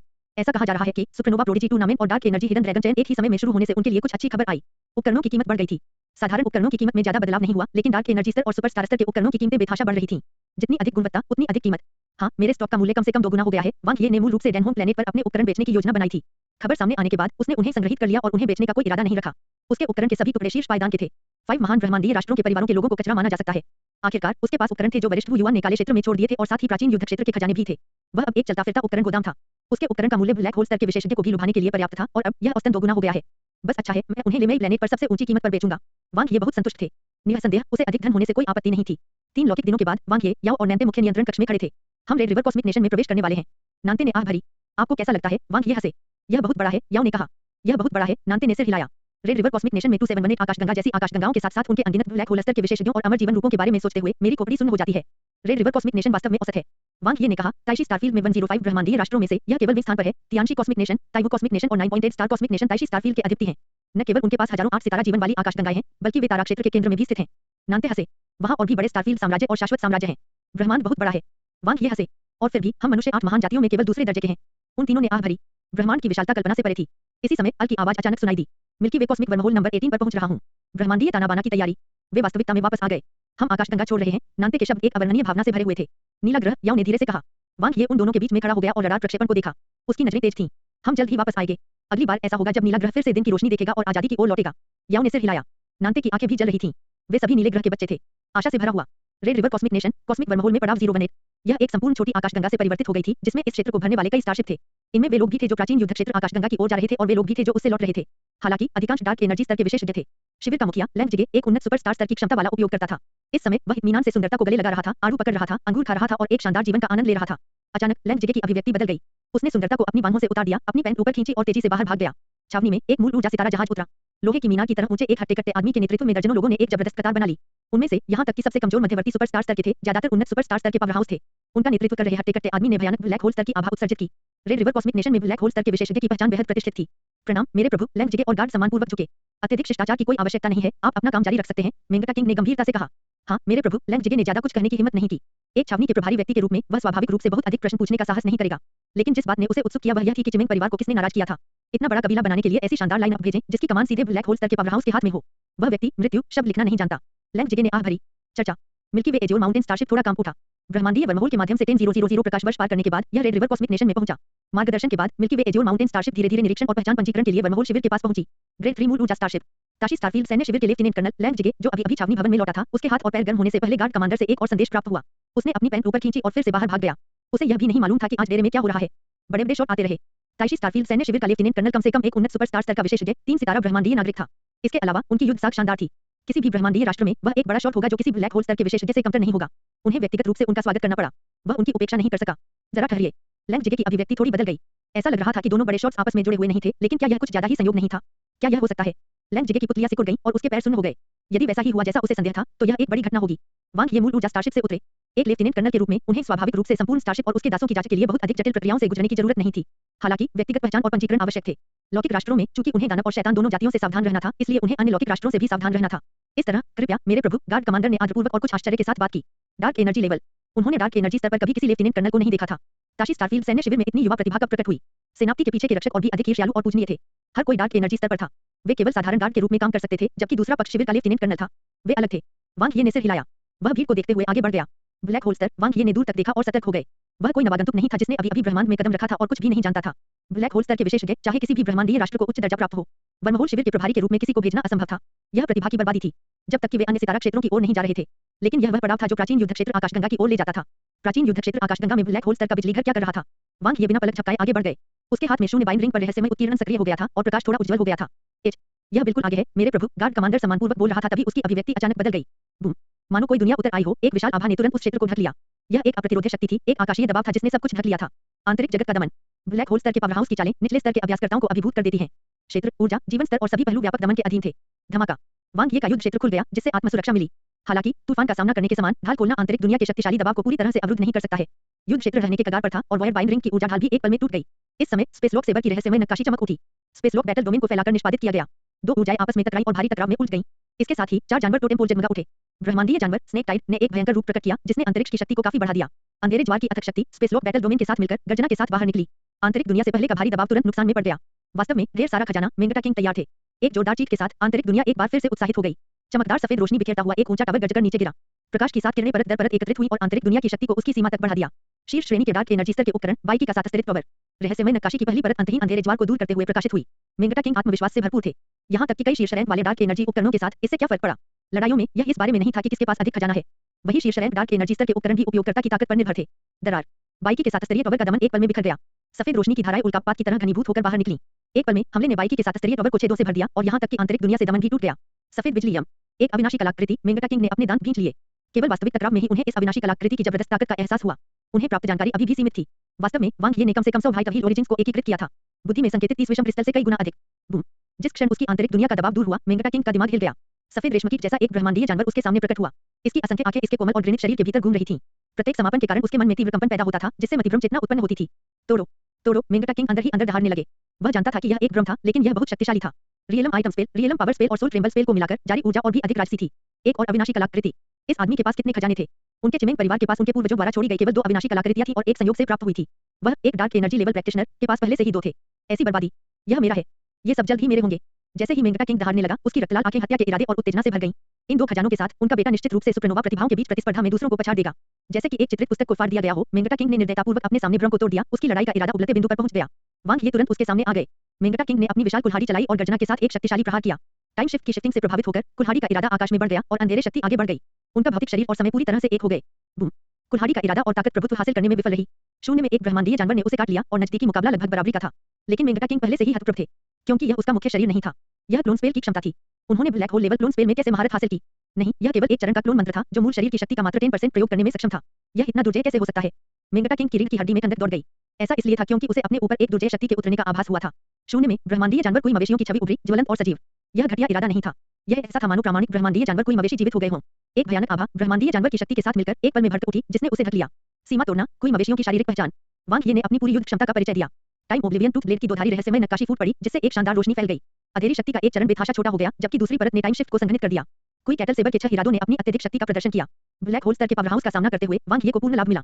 युद्ध क्षेत्र, करीबान इरादे, गुप्त शक्ति और यहाँ तक कि भौतिक शरीर भी। Boom boom boom. वांग ये की युद्ध क्षमता जबरदस्त थी। चिमेंग परिवार के सुपरस्टार स्तर के विशेषज्ञ हक्के बक्के रह गए। सच्चा ब्लैक होल स्तर का अभ्यासी कौन था। उन्होंने कभी भी मेंगटा किंग को ऐसी स्थिति में पिटते हुए नहीं देखा था जो पलटवार करने में पूरी तरह असमर्थ था। यहाँ तक कि समान स्तर के ब्लैक होल स्तर के पावरहाउस के विरुद्ध भी वह इस स्तर तक कम नहीं होगा। शुल्क सुपरस्टार स्तर के विशेषज्ञ आगे बढ़े। इस समय सेंटोर जैसे ब्रह्मांडीय जानवर शून्य में सरपट दौड़ पड़े। प्रकाश के अनगिनत छल्ले समय के प्रकाश चक्र में संघनित होकर परत दर परत दिखाई देते हैं। ब्रह्मांडीय रहस्य समय हेलो। समय परिवर्तन उसकी इच्छानुसार नियंत्रित होता है। वांग ये की समय पर वर्तमान महारत पहले की तुलना में कहीं अधिक है। हल्के पहियों के भीतर एक प्रेत जैसी आकृति उभरी। उसने अपना 2 धारी करीबान लहराया जो ग्रिम रीपर की दरांती की तरह उतर रहा था। चिमेंग परिवार के सुपरस्टार स्तर के विशेषज्ञ चींटियों की तरह कमजोर थे। यह एक भी झटका झेलने में सक्षम नहीं हो सका। ची ची ची। खून तेजी से बहने लगा, बेजान शरीरों में तब्दील हो गया, उनकी आंखों में खौफ छलक रहा था। नहीं नहीं, मेंगटा किंग के चेहरे पर डर का मुखौटा था क्योंकि वह खुद को टाइम शिफ्ट के उतार चढ़ाव से बचने में असमर्थ पा रहा था। एक मध्यवर्ती आंतरिक दुनिया और ब्लैक होल स्तर पर एक जीवन स्तर होने के कारण उन्हें न केवल शारीरिक लड़ाई में लाभ की कमी थी बल्कि पूर्ण दमन के तहत समय का सार भी मिला। तुम मुझे नहीं मार सकते, मेंगटा राजा खून से नहाया, भय से चिल्लाया। ची ची। वांग ये का चेहरा भावशून्य रहा क्योंकि उसके 2 ब्लेड आर पार हो गए। तेज ब्लेडों ने उसके मांस को चीर डाला, टुकड़े टुकड़े कर दिया।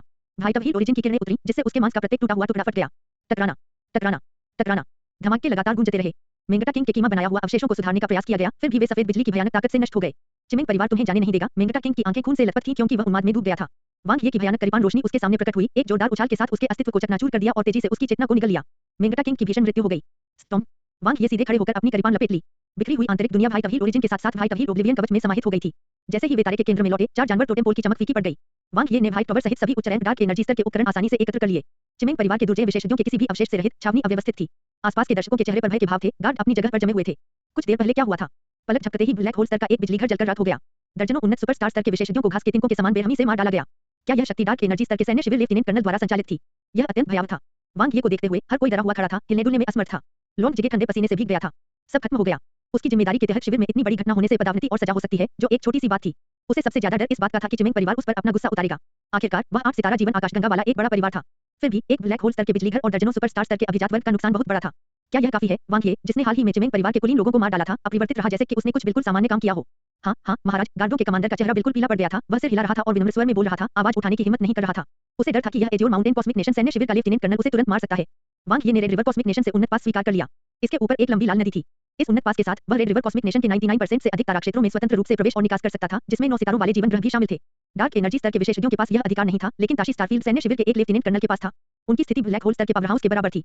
महाराज कृपया प्रतीक्षा करें। वांग ये को निकलते देख लॉन्ग जिगे चिल्लाया। वांग ये ने उन्नत सुपरस्टार स्तर की क्षमता वाले उपयोगकर्ता की ओर देखते हुए अपना सिर घुमाया, जो वर्महोल शिविर का प्रभारी लग रहा था। सर कृपया मेरी बात सुनें। यद्यपि आप एज्योर माउंटेन कॉस्मिक नेशन के लेफ्टिनेंट कर्नल हैं, एक मजबूत व्यक्ति किसी स्थानीय व्यक्ति को दबा नहीं सकता है। चिमिंग परिवार की भी प्रतिष्ठा है और मुझे डर है कि यह मामला अच्छा नहीं होगा, लॉन्ग जिगे ने जल्दी से कहा। इसलिए वांग ये ने उसे घूर कर देखा। अगर कोई गलतफहमी है तो क्या हम सब एक कदम पीछे हट सकते हैं और दुश्मनी को दोस्ती में बदल सकते हैं? लॉन्ग जिगे ने भी बीच बचाव करने की पूरी कोशिश की। वांग ये ने सिर हिलाया। चिमिंग परिवार की स्टारशिप कहाँ है? लॉन्ग जिगे की आंखें चमक उठी। महान, यह स्वामी अब भी सलाह के प्रति ग्रहणशील था। ये अच्छा था। चिमिंग परिवार से सक्रिय रूप से संपर्क करने के लिए स्टारशिप के नेटवर्क का उपयोग करके भले ही दोनों पक्ष मेल मिलाप न कर सकें, लेकिन जरूरी नहीं कि चिमिंग परिवार अपना गुस्सा उस पर निर्देशित करे। सर ऐसे प्लीज, लॉन्ग जिगे ने नेतृत्व किया। चिमिंग परिवार का स्टारशिप मेहमानों के लिए समर्पित पार्किंग क्षेत्र में स्थित था। यह ग्रेड 2 मूल ऊर्जा स्टारशिप था जो चिमिंग परिवार के प्रतीक से सुशोभित था। वांग ये ने इसे एक नजर में पहचान लिया। बहुत परिचित। सर आप? लॉन्ग जिगे ने एक आकर्षक मुस्कान बिखेरी। इससे पहले कि वह अपनी बात पूरी कर पाता, वांग ये ने अपना हाथ लहराया और अनगिनत सफेद प्रकाश बिंदु पर गिरे। एक पल में बिजली चमकी, जिससे केबिन का दरवाजा टुकड़े टुकड़े हो गया। सभी असंबंधित व्यक्ति उतर जाएं। वांग ये ने में कदम रखा।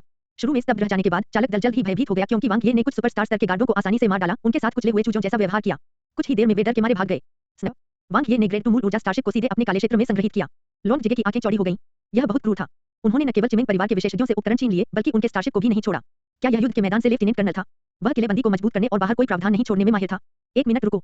वांग ये की प्रस्थान आकृति को देखकर लॉन्ग जिगे के पैर अचानक कांपने लगे। क्या वह एक सहयोगी था?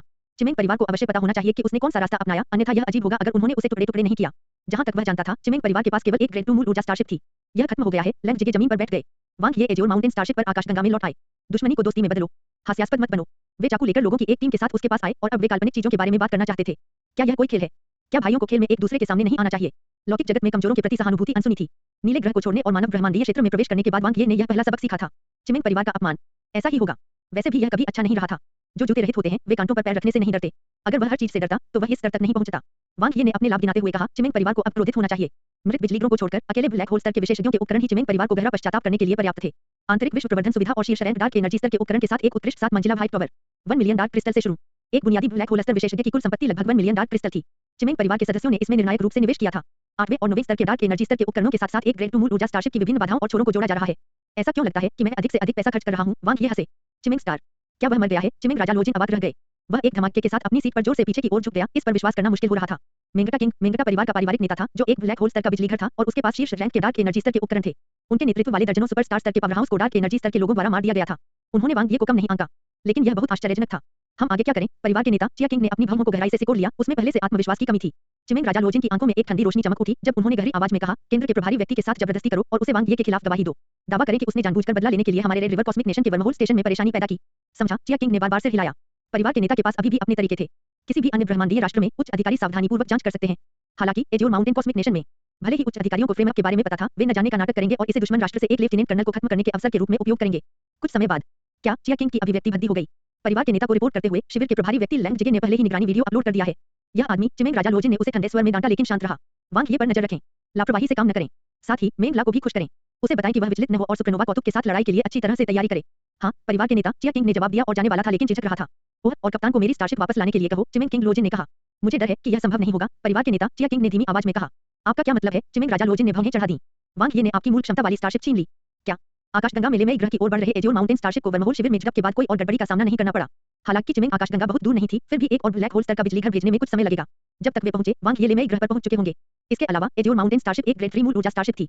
चिमिंग परिवार को पकड़ने के लिए उन्हें समकक्ष स्तर की स्टारशिप की आवश्यकता होगी। 10 लौकिक दिन बाद लेवल 9 डार्क एनर्जी लेवल क्षमता उपयोगकर्ता 81%।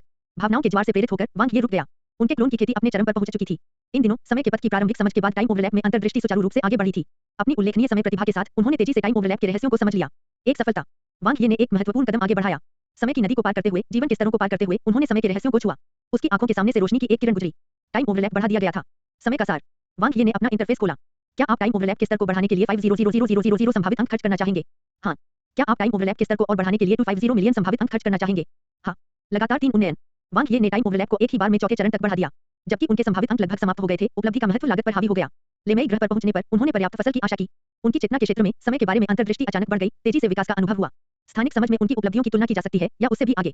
यह प्रति एक शीर्ष स्तरीय आंतरिक दुनिया के निर्माण में योगदान देगी। समय की राह ने आखिरकार अंतरिक्ष की राह पकड़ ली। एकमात्र अंतर उसकी क्षमता उपयोगकर्ता के स्तर में रह गया। 4 लौकिक दिन बाद वांग ये मुख्य नियंत्रण कक्ष में खड़े होकर दूर से जीवंत और हलचल भरी आकाशगंगा को देख रहे थे। जीवन ऊर्जा से भरपूर एक तारे के इर्द-गिर्द केंद्रित पूरी आकाशगंगा तकनीकी समृद्धि को दर्शाती है।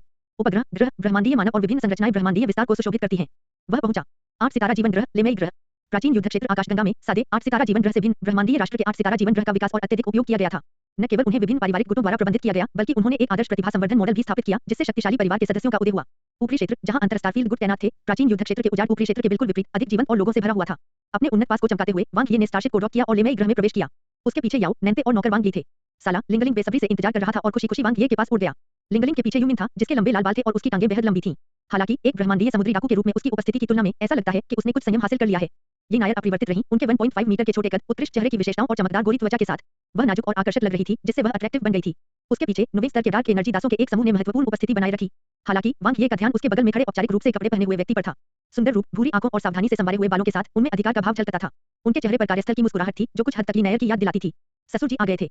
लिंगलिंग को बैठाते हुए, जो उत्सुकता से उसकी ओर दौड़ा था, वांग ये ने मुस्कुराते हुए कहा, हम बाद में बात करेंगे। जरूर। लिंगलिंग ने हल्के से सिर हिलाया और फिर याओ को खोजने के लिए उछल पड़ा। लेफ्टिनेंट कर्नल वांग, मैंने आपके बारे में बहुत कुछ सुना है। सुंदर आदमी ने अपना हाथ बढ़ाया और मुस्कुराया। प्राचीन युद्ध क्षेत्र आकाशगंगा में मैं अपनी बेटी के लिए आपकी देखभाल की सराहना करता हूँ। आपका स्वागत है। नायर ही मेरी देखभाल कर रही है, वांग ये ने हाथ मिलाते हुए मुस्कुराते हुए उत्तर दिया। उसने अपने ससुर द्वारा दिया गया बिजनेस कार्ड स्वीकार कर लिया। ये Chungking, planet energy company, red river cosmic nation, Lemei galaxy के प्रमुख, प्रभावशाली 8 सितारा जीवन आकाशगंगा का क्षेत्रीय प्रमुख। हालांकि वांग ये ने नायर के पिता की पृष्ठभूमि के बारे में पूछताछ नहीं की थी, लेकिन उन्होंने इसका अनुमान नायर की उदारता और इस तथ्य से लगाया था कि 5 महान ब्रह्मांडीय राष्ट्रों के परिवारों को भी उसे सम्मान देना पड़ा था। प्लेनेट एनर्जी कंपनी 18 शीर्ष मानव गुटों में क्षेत्रीय नेता ने ब्रह्मांडीय राष्ट्र में एक प्रतिष्ठित स्थान रखा। बेशक वांग ये की वर्तमान स्थिति जितनी प्रतिष्ठित नहीं है, अन्यथा उनके ससुर व्यक्तिगत रूप से उनका स्वागत करने नहीं आते। ताइशी स्टारफील्ड सैन्य शिविर के लेफ्टिनेंट कर्नल, एक प्रसिद्ध उपाधि, चाहे इसका उल्लेख किसी भी लौकिक राष्ट्र में किया गया हो। बिल्कुल सही समय। वांग ये अभी इस बात पर विचार कर रहे थे कि रेड रिवर कॉस्मिक नेशन के ऊपरी क्षेत्रों में अपने संबंधों का विस्तार कैसे किया जाए। यह ठीक उसके सामने हो रहा था। 99 मंजिला लेक्सिंग टावर, ऊंचा खड़ा, ऊपरी क्षेत्र के दृश्यों का मनोरम दृश्य प्रस्तुत करता है। मेजबान के रूप में ये चुंगकिंग ने वांग ये और उनके समूह का गर्मजोशी से स्वागत किया। क्या लेफ्टिनेंट कर्नल वांग अस्थायी या स्थायी रूप से लेमेई ग्रह पर रहेंगे? ये चुंगकिंग ने पूछताछ की। थोड़ी देर के लिए वांग ये ने मुस्कुराते हुए उत्तर दिया। भविष्य में कृपया मेरा अच्छा ख्याल रखना, भाई किंग। यह स्वाभाविक है।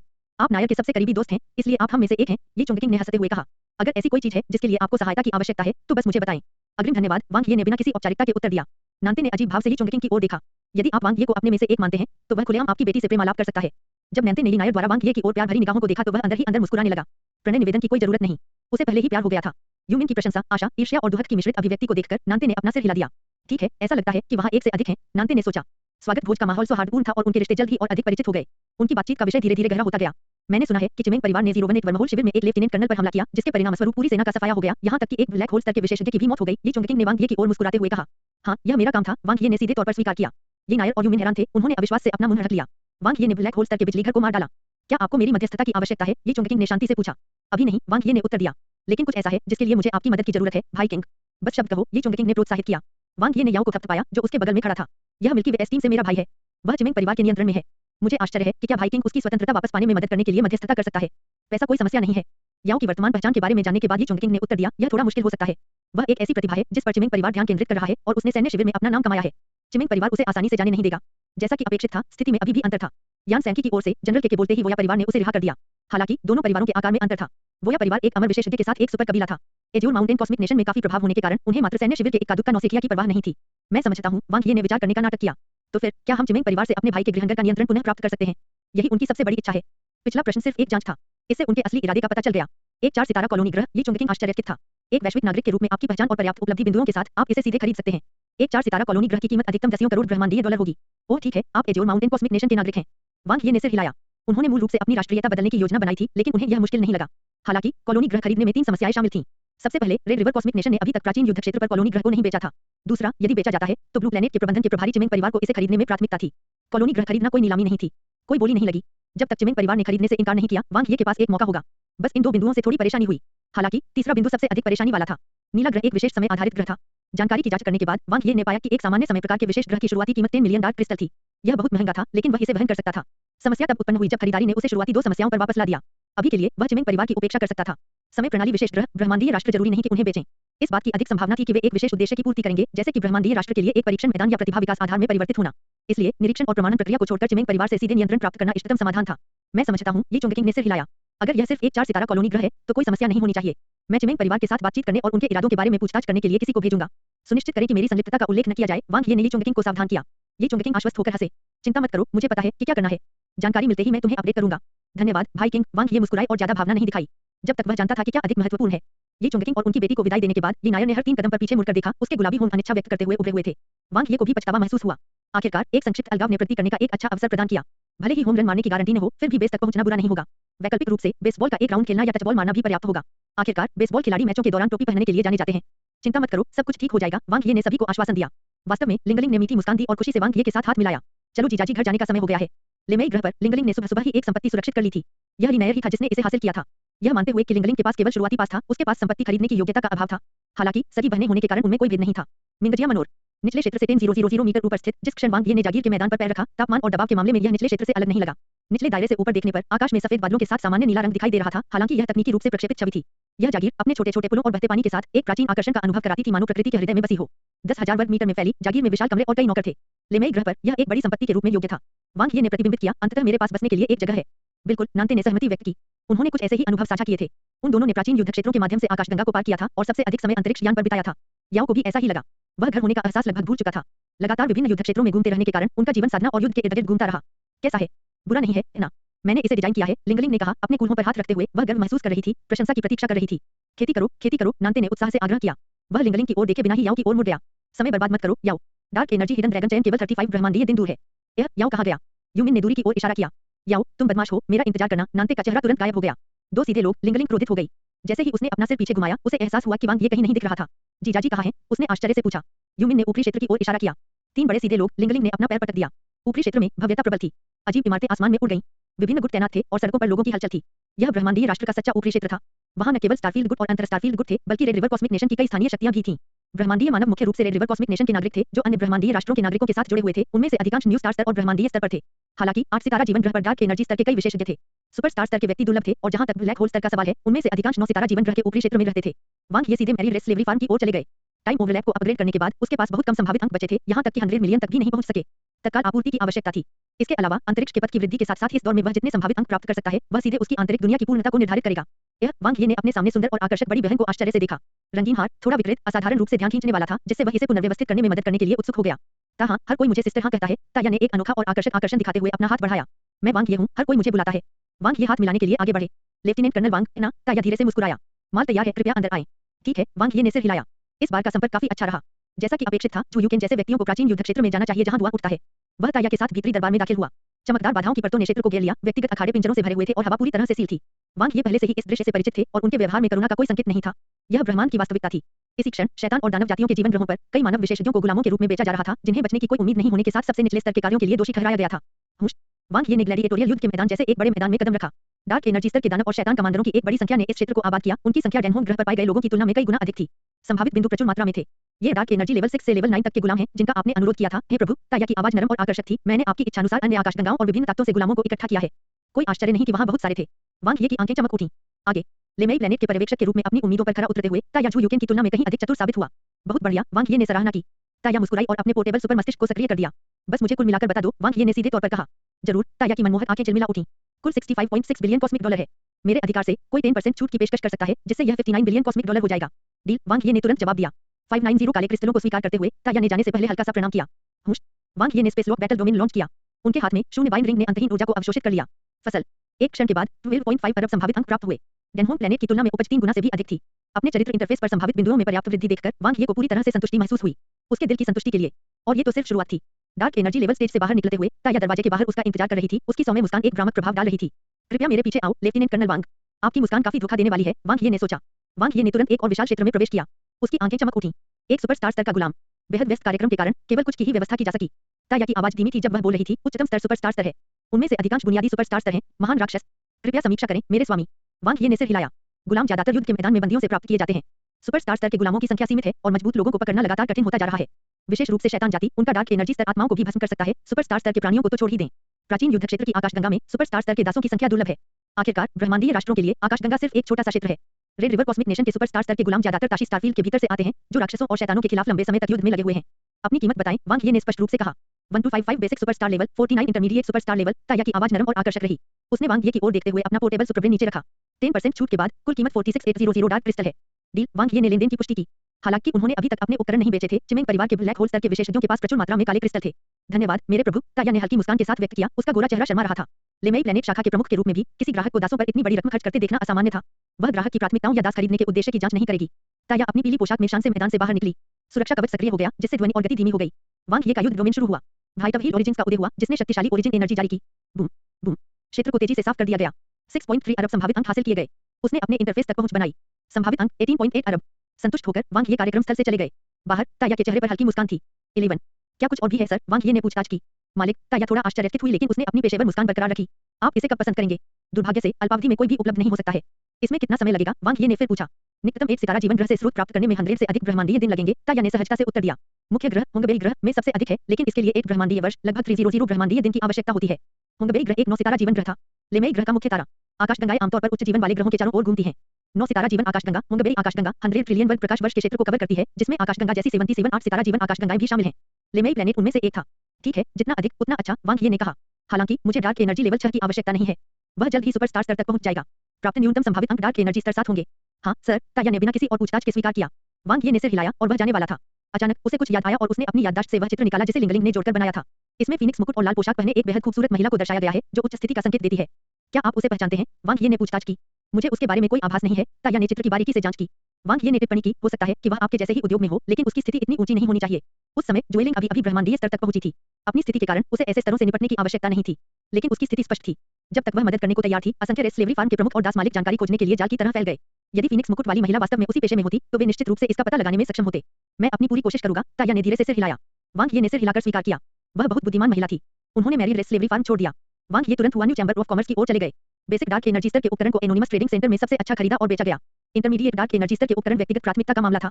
जहां तक उच्च स्तरीय डार्क एनर्जी स्तर के उपकरण या यहां तक कि शीर्ष रैंक डार्क एनर्जी स्तर के उपकरण की बात है, तो हुआन्यू चैंबर ऑफ कॉमर्स और डिवाइन वेपन हेवनली आर्मरी में जाना बेहतर होगा। एक पेशेवर पहचान प्रणाली के साथ वास्तविक कीमत एकत्र करना अधिक समय बचाने वाला और कुशल था। हालांकि शीर्ष गुटों के पास वास्तविक नाम प्रणाली थी, लेकिन अब उन्हें पहले की तरह उनसे बचने की जरूरत नहीं थी। क्या यह सिर्फ चिमिंग परिवार नहीं था? वे दुश्मन थे, तो वे क्या कर सकते थे? और फिर वे उसे केवल उपकरण और काले क्रिस्टल देंगे। कुछ ही समय पहले चिमिंग परिवार ने एक बिचौलिए के माध्यम से उनसे संपर्क किया, इस उम्मीद में कि वह ग्रेड 2 मूल ऊर्जा स्टारशिप वापस कर सकते हैं। ऐसा नहीं था कि वे इसे वह नहीं कर सकते थे। ऐसा इसलिए था क्योंकि परिवार में किसी के पास ग्रेड 2 मूल ऊर्जा स्टारशिप खरीदने की योग्यता नहीं थी। यह काफी मनोरंजक था। मैं इसे वापस नहीं करूंगा। हुआन्यू चैंबर ऑफ कॉमर्स के प्रभारी व्यक्ति चेन नानी ने सम्मानपूर्वक कहा, कुल 1278655 डार्क क्रिस्टल हैं, सर, इसे आपके कार्ड में स्थानांतरित कर दिया गया है। कृपया पुष्टि करें। ठीक है, वांग ये को कॉस्मिक बैंक से एक अधिसूचना प्राप्त हुई। इसमें एक अनुस्मारक भी शामिल था कि वह अपना कार्ड बदलने के लिए जा सकता है।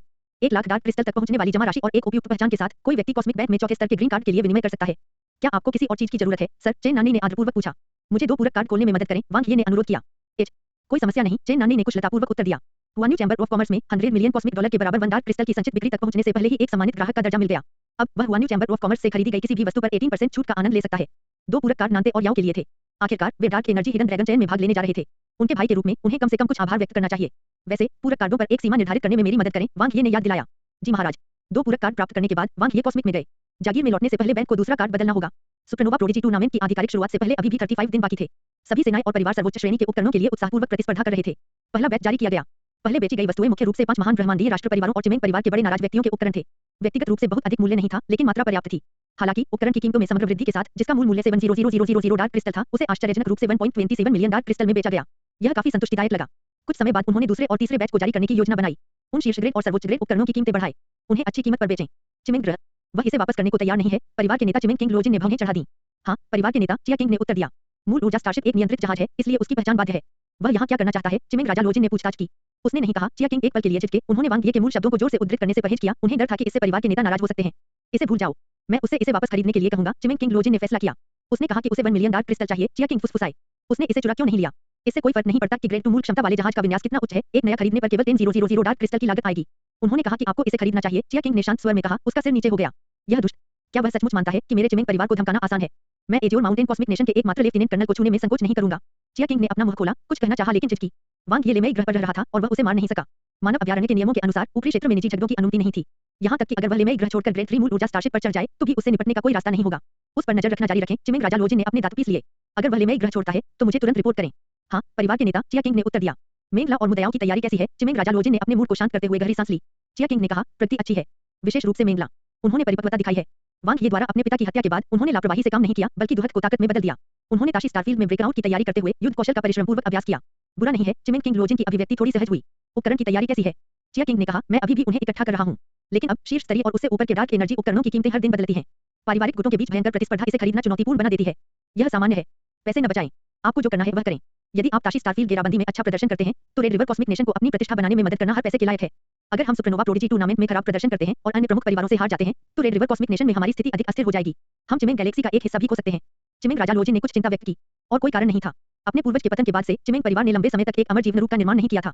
मैं तुरंत इसका ध्यान रखूंगा, चिया किंग ने सिर हिलाया। वैसे परिवार के नेता, एक और बात है।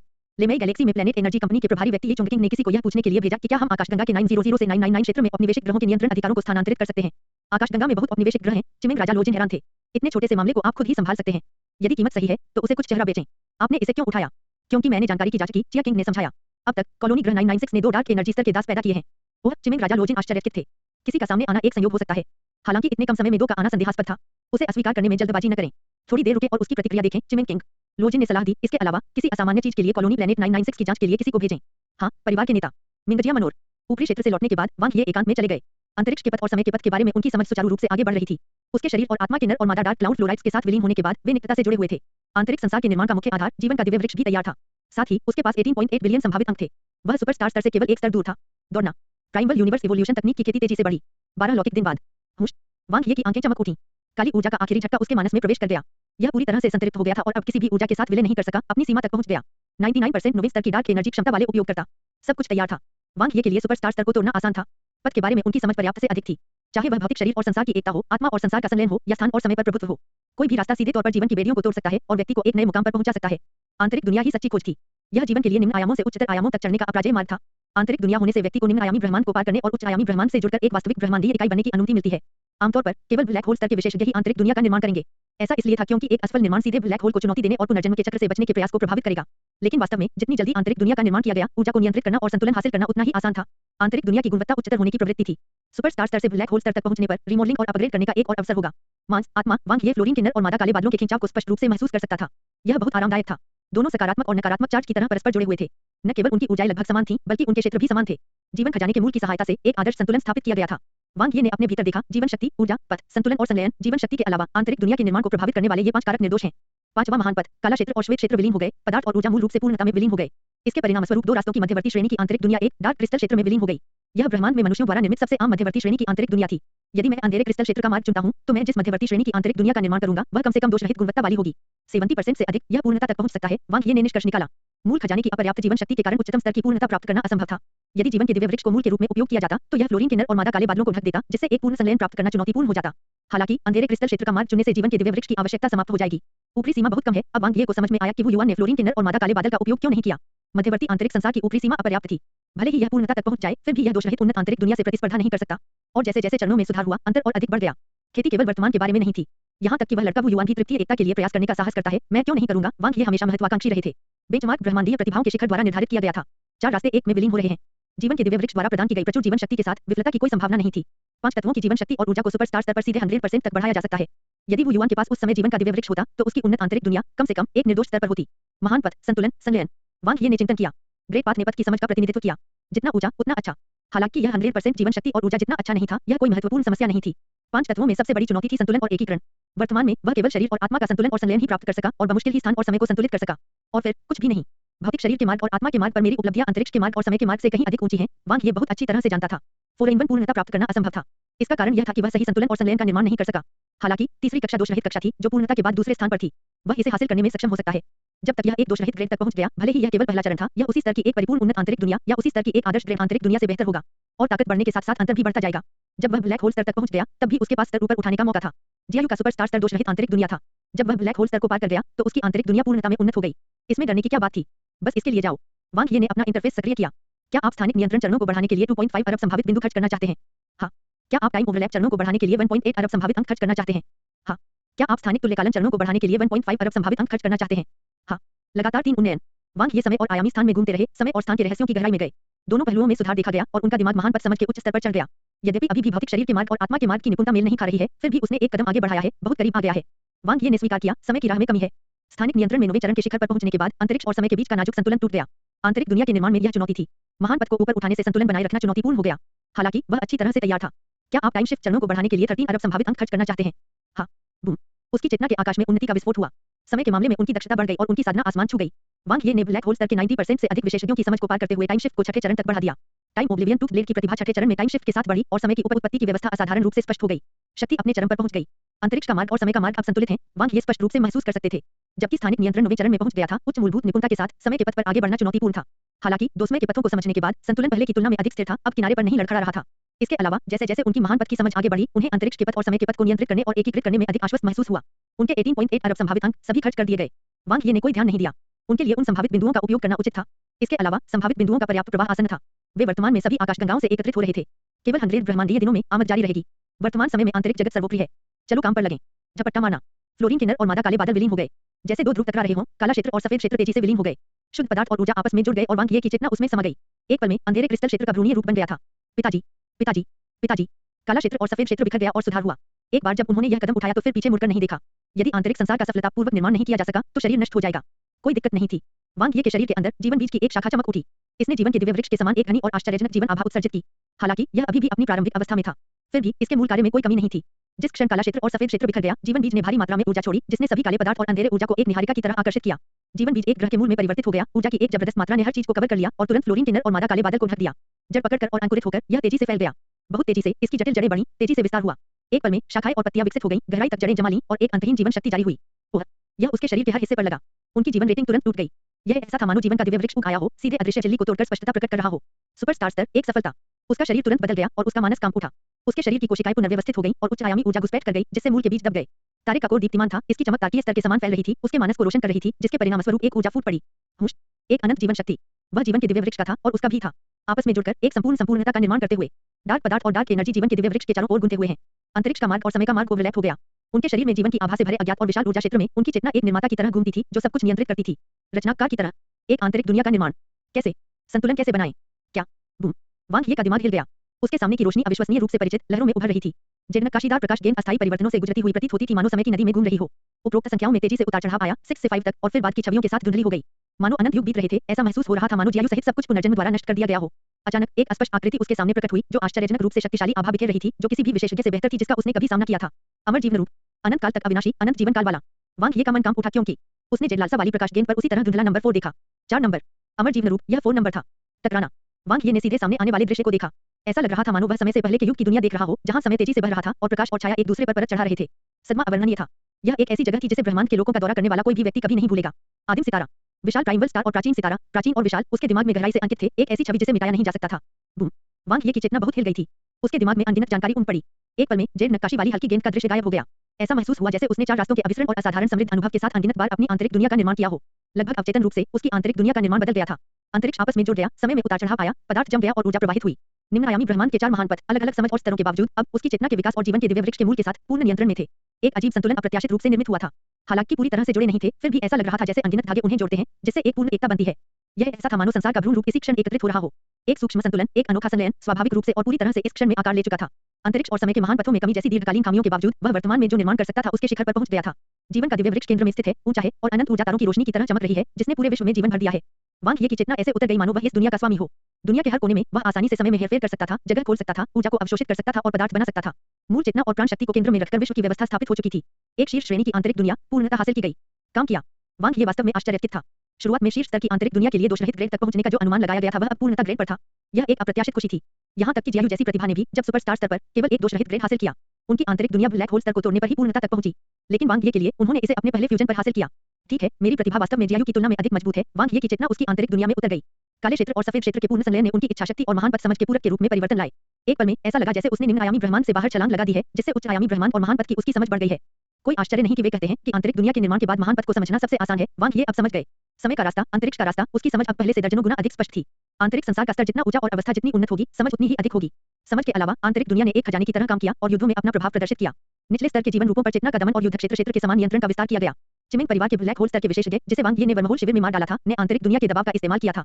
उस समय यदि अविनाशी कलाकृति टोटेम पोल न होता तो उसे नुकसान होता। उनका युद्ध डोमेन और विशेष डार्क एनर्जी स्तर के उपकरण स्पेसलॉक बैटल डोमेन अकेले इसका विरोध नहीं कर सके। आखिरकार विरोधियों ने भी आंतरिक विश्व खजाने से स्वयं को बढ़ावा दिया था। वांग ये ने 7 परतों वाली सफेद मीनार को बाहर निकाला। पहले इसका उपयोग नहीं किया जा सकता था, लेकिन अब यह हो सकता है। उनकी चेतना 7 परतों वाली सफेद मीनार में प्रवेश कर गई, उनकी आंतरिक दुनिया से जुड़ गई और तुरंत उसे सक्रिय कर दिया। उसके दिमाग में कई तरह की सूचनाएं आई और उसने एक ही पल में 7 परतों वाली सफेद मीनार को समझ लिया। शीर्ष रैंक डार्क एनर्जी उपकरण, बाइकी का 7 स्टेरिक टॉवर, एक आंतरिक विश्व प्रवर्धन प्रकार का खजाना। इसके 3 प्रमुख प्रभाव थे। एक था आंतरिक जगत में चेतना का दबाव बढ़ाना, दूसरा था आंतरिक जगत की शक्ति को मजबूत करना, तीसरा था आंतरिक दुनिया को बाइकी दुनिया में बदलना। मैं वर्तमान में पहले 2 रहस्यमय उत्कीर्ण का उपयोग कर सकता हूं, वांग ये ने प्रयोग किया।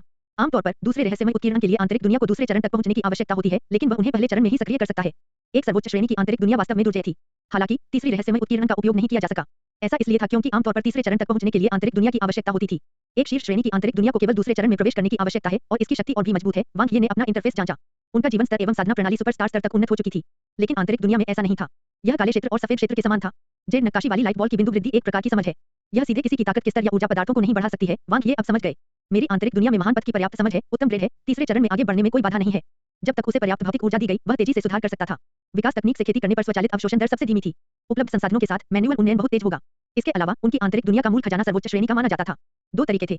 सबसे पहले डार्क क्रिस्टल के साथ सीधे जुड़े डार्क पदार्थ और डार्क एनर्जी का सही संयोजन, उच्च आयामी ब्रह्मांड की मूल संरचना। उदाहरण के लिए वुयुआन की आंतरिक दुनिया ने बड़ी संख्या में काले क्रिस्टल को उन्नत चरणों तक अवशोषित कर लिया था। हालांकि जैसे जैसे वह गिरता गया, आंतरिक दुनिया पर उसका नियंत्रण लगातार कमजोर होता गया। इसके अतिरिक्त उसकी आंतरिक दुनिया के निम्न स्तर के कारण इसे बनाने वाले काले क्रिस्टल धीरे धीरे ढहने लगे थे।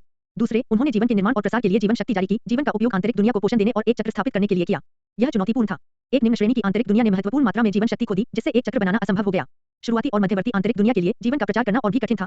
हालांकि वांग ये की उत्तम श्रेणी, शीर्ष श्रेणी की आंतरिक दुनिया के लिए यह दीर्घकालिक लाभ के लिए इष्टतम मार्ग था। इसके अलावा उसे बहुमूल्य जीवन निधियां प्राप्त करने के लिए बहुत अधिक धन खर्च करने की आवश्यकता नहीं थी। क्यों? यह जीवन के दिव्य वृक्ष के कारण था। यह आंतरिक दुनिया को आपूर्ति करने के लिए लगातार जीवन शक्ति जारी करता है। उसे बस इसे ठीक से विकसित करने और इसे तेजी से बढ़ने देने की जरूरत थी। सावधान रहने की एकमात्र बात यह थी कि जिया जैसी गलती न करें। यूं अतिपोषण। यदि जीवन का दिव्य वृक्ष अविनाशी जीवन रूप में बदल गया और वह ब्लैक होल स्तर पर ही रह गया। दो पद्धतियों, एक अल्पकालिक और एक दीर्घकालिक, में कोई टकराव नहीं हुआ। बिल्कुल प्रेमी प्रेमिका की तरह। पहले से दूसरे चरण तक इसे कम समय में हासिल किया जा सकता है। वांग ये की चेतना वहां पहुंच गई। गहरे क्रिस्टलों को आंतरिक दुनिया में मिलाना ईंटों और टाइलों से घर की बुनियादी संरचना बनाने जैसा था। एक मध्यवर्ती आंतरिक दुनिया की कीमत लगभग 10 लाख डार्क क्रिस्टल होती है। एक उन्नत आंतरिक दुनिया के लिए 10 मिलियन डार्क क्रिस्टल की आवश्यकता होती है। एक शीर्ष श्रेणी की आंतरिक दुनिया। हम सौभाग्य से ग्रेड ने चरण उन्नति के लिए आवश्यक ऊर्जा को प्रभावित नहीं किया। लगभग 100 मिलियन डार्क क्रिस्टल। जब उपकरण का तीसरा बैच बेचा गया तो कोई समस्या नहीं होनी चाहिए। वांग ये ने लापरवाही से टिप्पणी की। आंतरिक विश्वमंच उन्नति की मांग पर्याप्त थी। क्योंकि मांग जितनी अधिक होगी, आंतरिक दुनिया उतनी ही मजबूत होगी। एक बार जब वह दूसरे चरण में पहुंच गया, तो वह व्यावहारिक रूप से ब्लैक होल स्तर के विशेषज्ञ की आंतरिक दुनिया को कुचल सकता था। ऊपरी सीमा बहुत ऊंची थी। समय की गति को नियंत्रित कर मुख्य चेतना अवतरित हुई और आंतरिक जगत संचालित होने लगा। जल्द ही कुछ एकल कोशिका वाले जीवों का जन्म हुआ, जो एक तारा जीवन वाले ग्रह के शुरुआती चरणों के समान थे। अंतर केवल इतना था कि आंतरिक दुनिया उसकी चेतना द्वारा नियंत्रित होती थी, जिससे समय में 100 गुना तेजी आती थी। ऊर्जा प्रदान करना और सामग्रियों का निर्माण प्रारंभिक जीवन ग्रहों की तुलना में तेज था। बिल्कुल एक रचनाकार की तरह। जीवन का दिव्य वृक्ष एक विश्व वृक्ष के समान था, जो न केवल महान पथ के क्रम को संतुलित करता था, बल्कि दुनिया को असीमित जीवन शक्ति भी प्रदान करता था। चेतना और जीवन शक्ति आंतरिक जगत के मूल में थे। लगातार गहरे क्रिस्टल को आत्मसात करते हुए वांग ये ने मिंगक्सिया मनोर छोड़ दिया। वह उपकरण का दूसरा बैच बेचने गया। एक शीर्ष श्रेणी की आंतरिक दुनिया की बहुत मांग थी। सभी लाखों काले क्रिस्टलों को अपनी आंतरिक दुनिया में समाहित करने में केवल 2 से 3 ब्रह्मांडीय दिन लगेंगे। एक संक्षिप्त क्षण। इसके अलावा उसे अभी भी जीवन के दिव्य वृक्ष को विकसित करने की आवश्यकता थी। हुआ न्यू चैम्बर ऑफ कॉमर्स। जब वांग ये ने काले क्षेत्र और प्राचीन युद्ध क्षेत्र के खजाने का एक संग्रह प्रस्तुत किया, तो प्रभारी व्यक्ति चेन नानी आश्चर्यचकित रह गए। एक नजर में वह इन खजानों के उच्च मूल्य को समझ सकता था और मौजूदा बाजार में उनकी कितनी मांग थी। लेफ्टिनेंट कर्नल वांग को इतनी उच्च गुणवत्ता वाली वस्तुएं कहां से प्राप्त हुई? कृपया एक क्षण प्रतीक्षा करें, सर। मैं तुरंत व्यापक मूल्यांकन करने के लिए मूल्यांकनकर्ताओं की व्यवस्था करूंगा, चेन नानी ने आश्वासन दिया। ठीक है, अपना समय ले लो। मैं अभी दिव्य हथियार स्वर्गीय शस्त्रागार से लौटा हूं, वांग ये ने शांति से कहा। वन जो कोई भी अधिक कीमत की पेशकश करता है, उसे बेचें। चेन नानी के होंठ थोड़े हिले, लेकिन उन्होंने तुरंत जवाब दिया, सर निश्चिंत रहें। हम निश्चित रूप से आपको संतोषजनक कीमत प्रदान करेंगे। वांग ये ने बिना कोई टिप्पणी किए सिर हिलाया। जल्द ही कर्मचारियों ने सावधानीपूर्वक शीर्ष श्रेणी के उपकरणों के इस बैच को मूल्यांकन के लिए आंतरिक हॉल में स्थानांतरित कर दिया। ओह, वैसे जीवन के दिव्य वृक्ष को सबसे तेजी से बढ़ने के लिए कैसे विकसित किया जा सकता है? वांग ये ने पूछताछ की। चेन नानी ने समझाया, 2 पहलुओं पर ध्यान दें, जीवन शक्ति को बढ़ाना और भौतिक शरीर को मजबूत करना। दिव्य वृक्ष जाति के जीवनबीज वृक्ष अमर जीवन रूप अवस्था तक पहुंचने से पहले इस तरह से सुधार करते हैं। सर्वोत्तम अनुशंसित संयोजन क्या है? वांग ये ने पूछा। जीवन का स्रोत और उत्तम भौतिक क्षेत्र, चेन नानी ने कहा। अपने पोर्टेबल सुपरकंप्यूटर का निर्माण करते हुए उन्होंने मूल्य सूची खोली और इसे वांग ये को सौंप दिया। कृपया एक नजर डालें, सर। वांग ये ने उस पर एक नजर डाली और तुरंत उसे बंद कर दिया। बकवास। हर चीज की कीमत ऐसी थी मानो वे अविनाशी जुगनू हों। वह सबसे निचली रैंक भी बर्दाश्त नहीं कर सका। वांग ये ने अभिव्यक्ति में कोई बदलाव किए बिना कहा, मेरे जीवन के दिव्य वृक्ष का रवैया खराब है। इसकी कोई आवश्यकता नहीं है। लाखों डार्क क्रिस्टल खर्च करना आमतौर पर पर्याप्त होना चाहिए। हाँ सर, चेन नानी ने जवाब दिया। जल्दी से एक और मूल्य सूची खोली और उसे सम्मानपूर्वक प्रस्तुत किया। प्रथम श्रेणी का जीवन अमृत और उन्नत ब्लैक होल स्तर का काला क्षेत्र, शुद्ध 10 बिलियन डार्क क्रिस्टल। द्वितीय श्रेणी का जीवन अमृत प्लस उन्नत ब्लैक होल स्तर का ब्लैक दायरे, 1 बिलियन डार्क क्रिस्टल। तीसरी श्रेणी का जीवन अमृत प्लस मध्यवर्ती ब्लैक होल स्तर का काला क्षेत्र, शुद्ध 100 मिलियन डार्क क्रिस्टल। वांग ये ने भावहीन भाव से मूल्य सूची को देखा। उनकी गरीबी ने उनकी कल्पनाशीलता को सीमित कर दिया। किस प्रकार के महत्वहीन पेड़ को इतनी महंगी देखभाल की आवश्यकता थी? थोड़ा सा उर्वरक और थोड़ा पानी, क्या यह पर्याप्त नहीं होगा? आखिर वह फूलों की देखभाल इसी तरह करता था। जीवन के दिव्य वृक्ष के हाथ और पैर थे, वह स्वयं को सींच सकता था और अपना पोषण कर सकता था। मुझे चतुर्थ श्रेणी के जीवन अमृत और इंटरमीडिएट ब्लैक होल स्तर के ब्लैक दायरे का संयोजन दें। अंत में वांग ये ने अनिच्छा से खरीदारी की, जैसे कोई लड़का किसी लड़की के लिए सौंदर्य प्रसाधन खरीद रहा हो। 10 मिलियन डार्क क्रिस्टल। छूट के बाद 8.8 मिलियन डार्क क्रिस्टल। यह अत्यधिक महंगा था। हालांकि उसके पास कोई विकल्प नहीं था। अपनी आंतरिक दुनिया की खातिर उसे टूल ट्री की अच्छी देखभाल करनी पड़ी।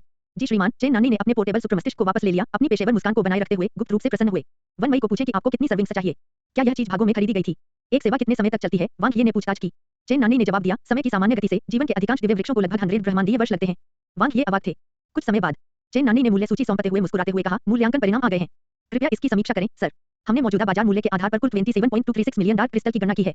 वांग ये ने एक नजर डाली और बिना एक शब्द कहे उठ खड़े हुए। झपट्टा मारना। चेन नानी की अभिव्यक्ति बदल गई। यह पहले से ही सबसे ऊंची कीमत है जो हम पेश कर सकते हैं, सर। मूल्यांकनकर्ताओं ने कई बार दोबारा जांच की है। आइए अगली बार फिर से साथ काम करने पर विचार करें, वांग ये ने कहा जब वह जाने के लिए मुड़ा। रुको, सर, कृपया प्रतीक्षा करें, चेन नानी ने ठंडे पसीने से लथपथ होकर विनती की। बोली लगाने से पहले उन्होंने डिवाइन वेपन हेवनली आर्मरी में कीमत की जांच करने के लिए जासूसों पर पैसे भी खर्च किए थे। क्या जांच गलत हो सकती थी? बिना किसी बातचीत के इस रवैये ने उन्हें थोड़ा असहज महसूस कराया। यह एक प्रमुख व्यापारिक सौदा था, किसी अन्य लेनदेन का तो जिक्र ही नहीं। यदि यह दक्षिण की ओर चला गया तो वह पछतावे से भर जाएगा। हो सकता है शायद मूल्यांकनकर्ताओं ने गलती की हो, चेन नानी ने हकलाते हुए कहा। सर, कृपया एक क्षण रुकें। मैं उनसे पुनः जांच करवाऊंगा। वांग ये रुक गए। ठीक है, मैं आपको उदाहरण प्रदान करने का एक और मौका दूंगा। मैं एक व्यावहारिक व्यक्ति हूँ, स्वाभाविक रूप से सबसे लाभदायक विकल्प चुन रहा हूँ। हाँ हाँ, चेन नानी ने बार-बार सिर हिलाया। इस बार वह अंदर वाले हॉल में चला गया। थोड़ी देर बाद चेन नानी बाहर आए, उनके माथे पर पसीना आ गया था। दांत पीसते हुए उसने कहा, 30 मिलियन। सर, यह सबसे अधिक है जो मैं दे सकता हूँ। डिवाइन वेपन हेवनली आर्मरी इससे ऊपर नहीं जाएगी। ठीक है, वांग ये ने चेन नानी की दृढ़ आंखों को देखते हुए शांति से सहमति व्यक्त की। सौदा।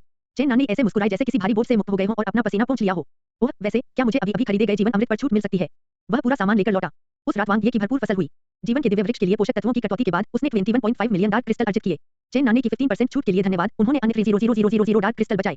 ये कोई छोटी रकम नहीं थी। हुआन्यू चैंबर ऑफ कॉमर्स को छोड़कर वांग ये तुरंत वध की अनंत दुनिया में ऊपरी क्षेत्र के शिविर की ओर चले गए। पंजीकरण। Supernova prodigy tournament. वध की अनंत दुनिया। 7 सर्वोच्च गुट। यह ऊपरी क्षेत्र के सबसे जीवंत स्थानों में से एक था। इसके संबद्ध अनंत क्षेत्र के कारण इसमें हर दिन भीड़ होती थी। भले ही वास्तविक लड़ाई छोटी आभासी दुनिया में हो सकती है, फिर भी अधिकांश लौकिक मनुष्य अभी भी मूड हार कंपा देने वाली उत्तेजना को प्राथमिकता देते हैं। बिल्कुल वांग ये की तरह, जो ऊपरी क्षेत्र में पहुंचने के कुछ ही समय बाद मैरी रेसेस वेश्यालय में एक सुपर वीआईपी बन गया था। पंजीकरण डेस्क पर वांग ये ने पूछताछ की, मैं एजियोर माउंटेन कॉस्मिक नेशन का नागरिक हूँ। अगर मैं यहाँ पंजीकरण कराऊं तो क्या कोई समस्या होगी? कोई बात नहीं। चयन ताशी स्टारफील्ड में होगा, स्टाफ सदस्य ने उत्तर दिया। यह अच्छा है। वांग ये आश्वस्त था।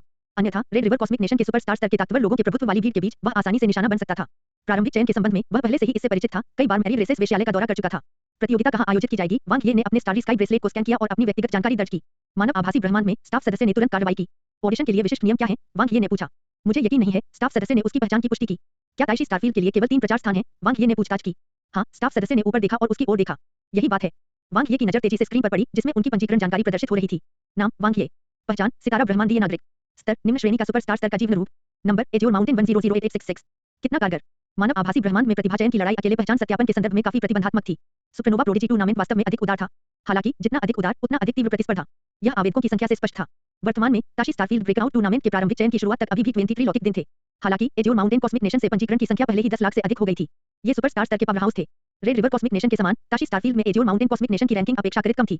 समग्र राष्ट्रीय ताकत के संदर्भ में वे ताशी स्टारफील्ड में 105 ब्रह्मांडीय राष्ट्रों में से वे स्थान पर थे, जो रेड रिवर कॉस्मिक नेशन से केवल 2 स्थान ऊपर थे।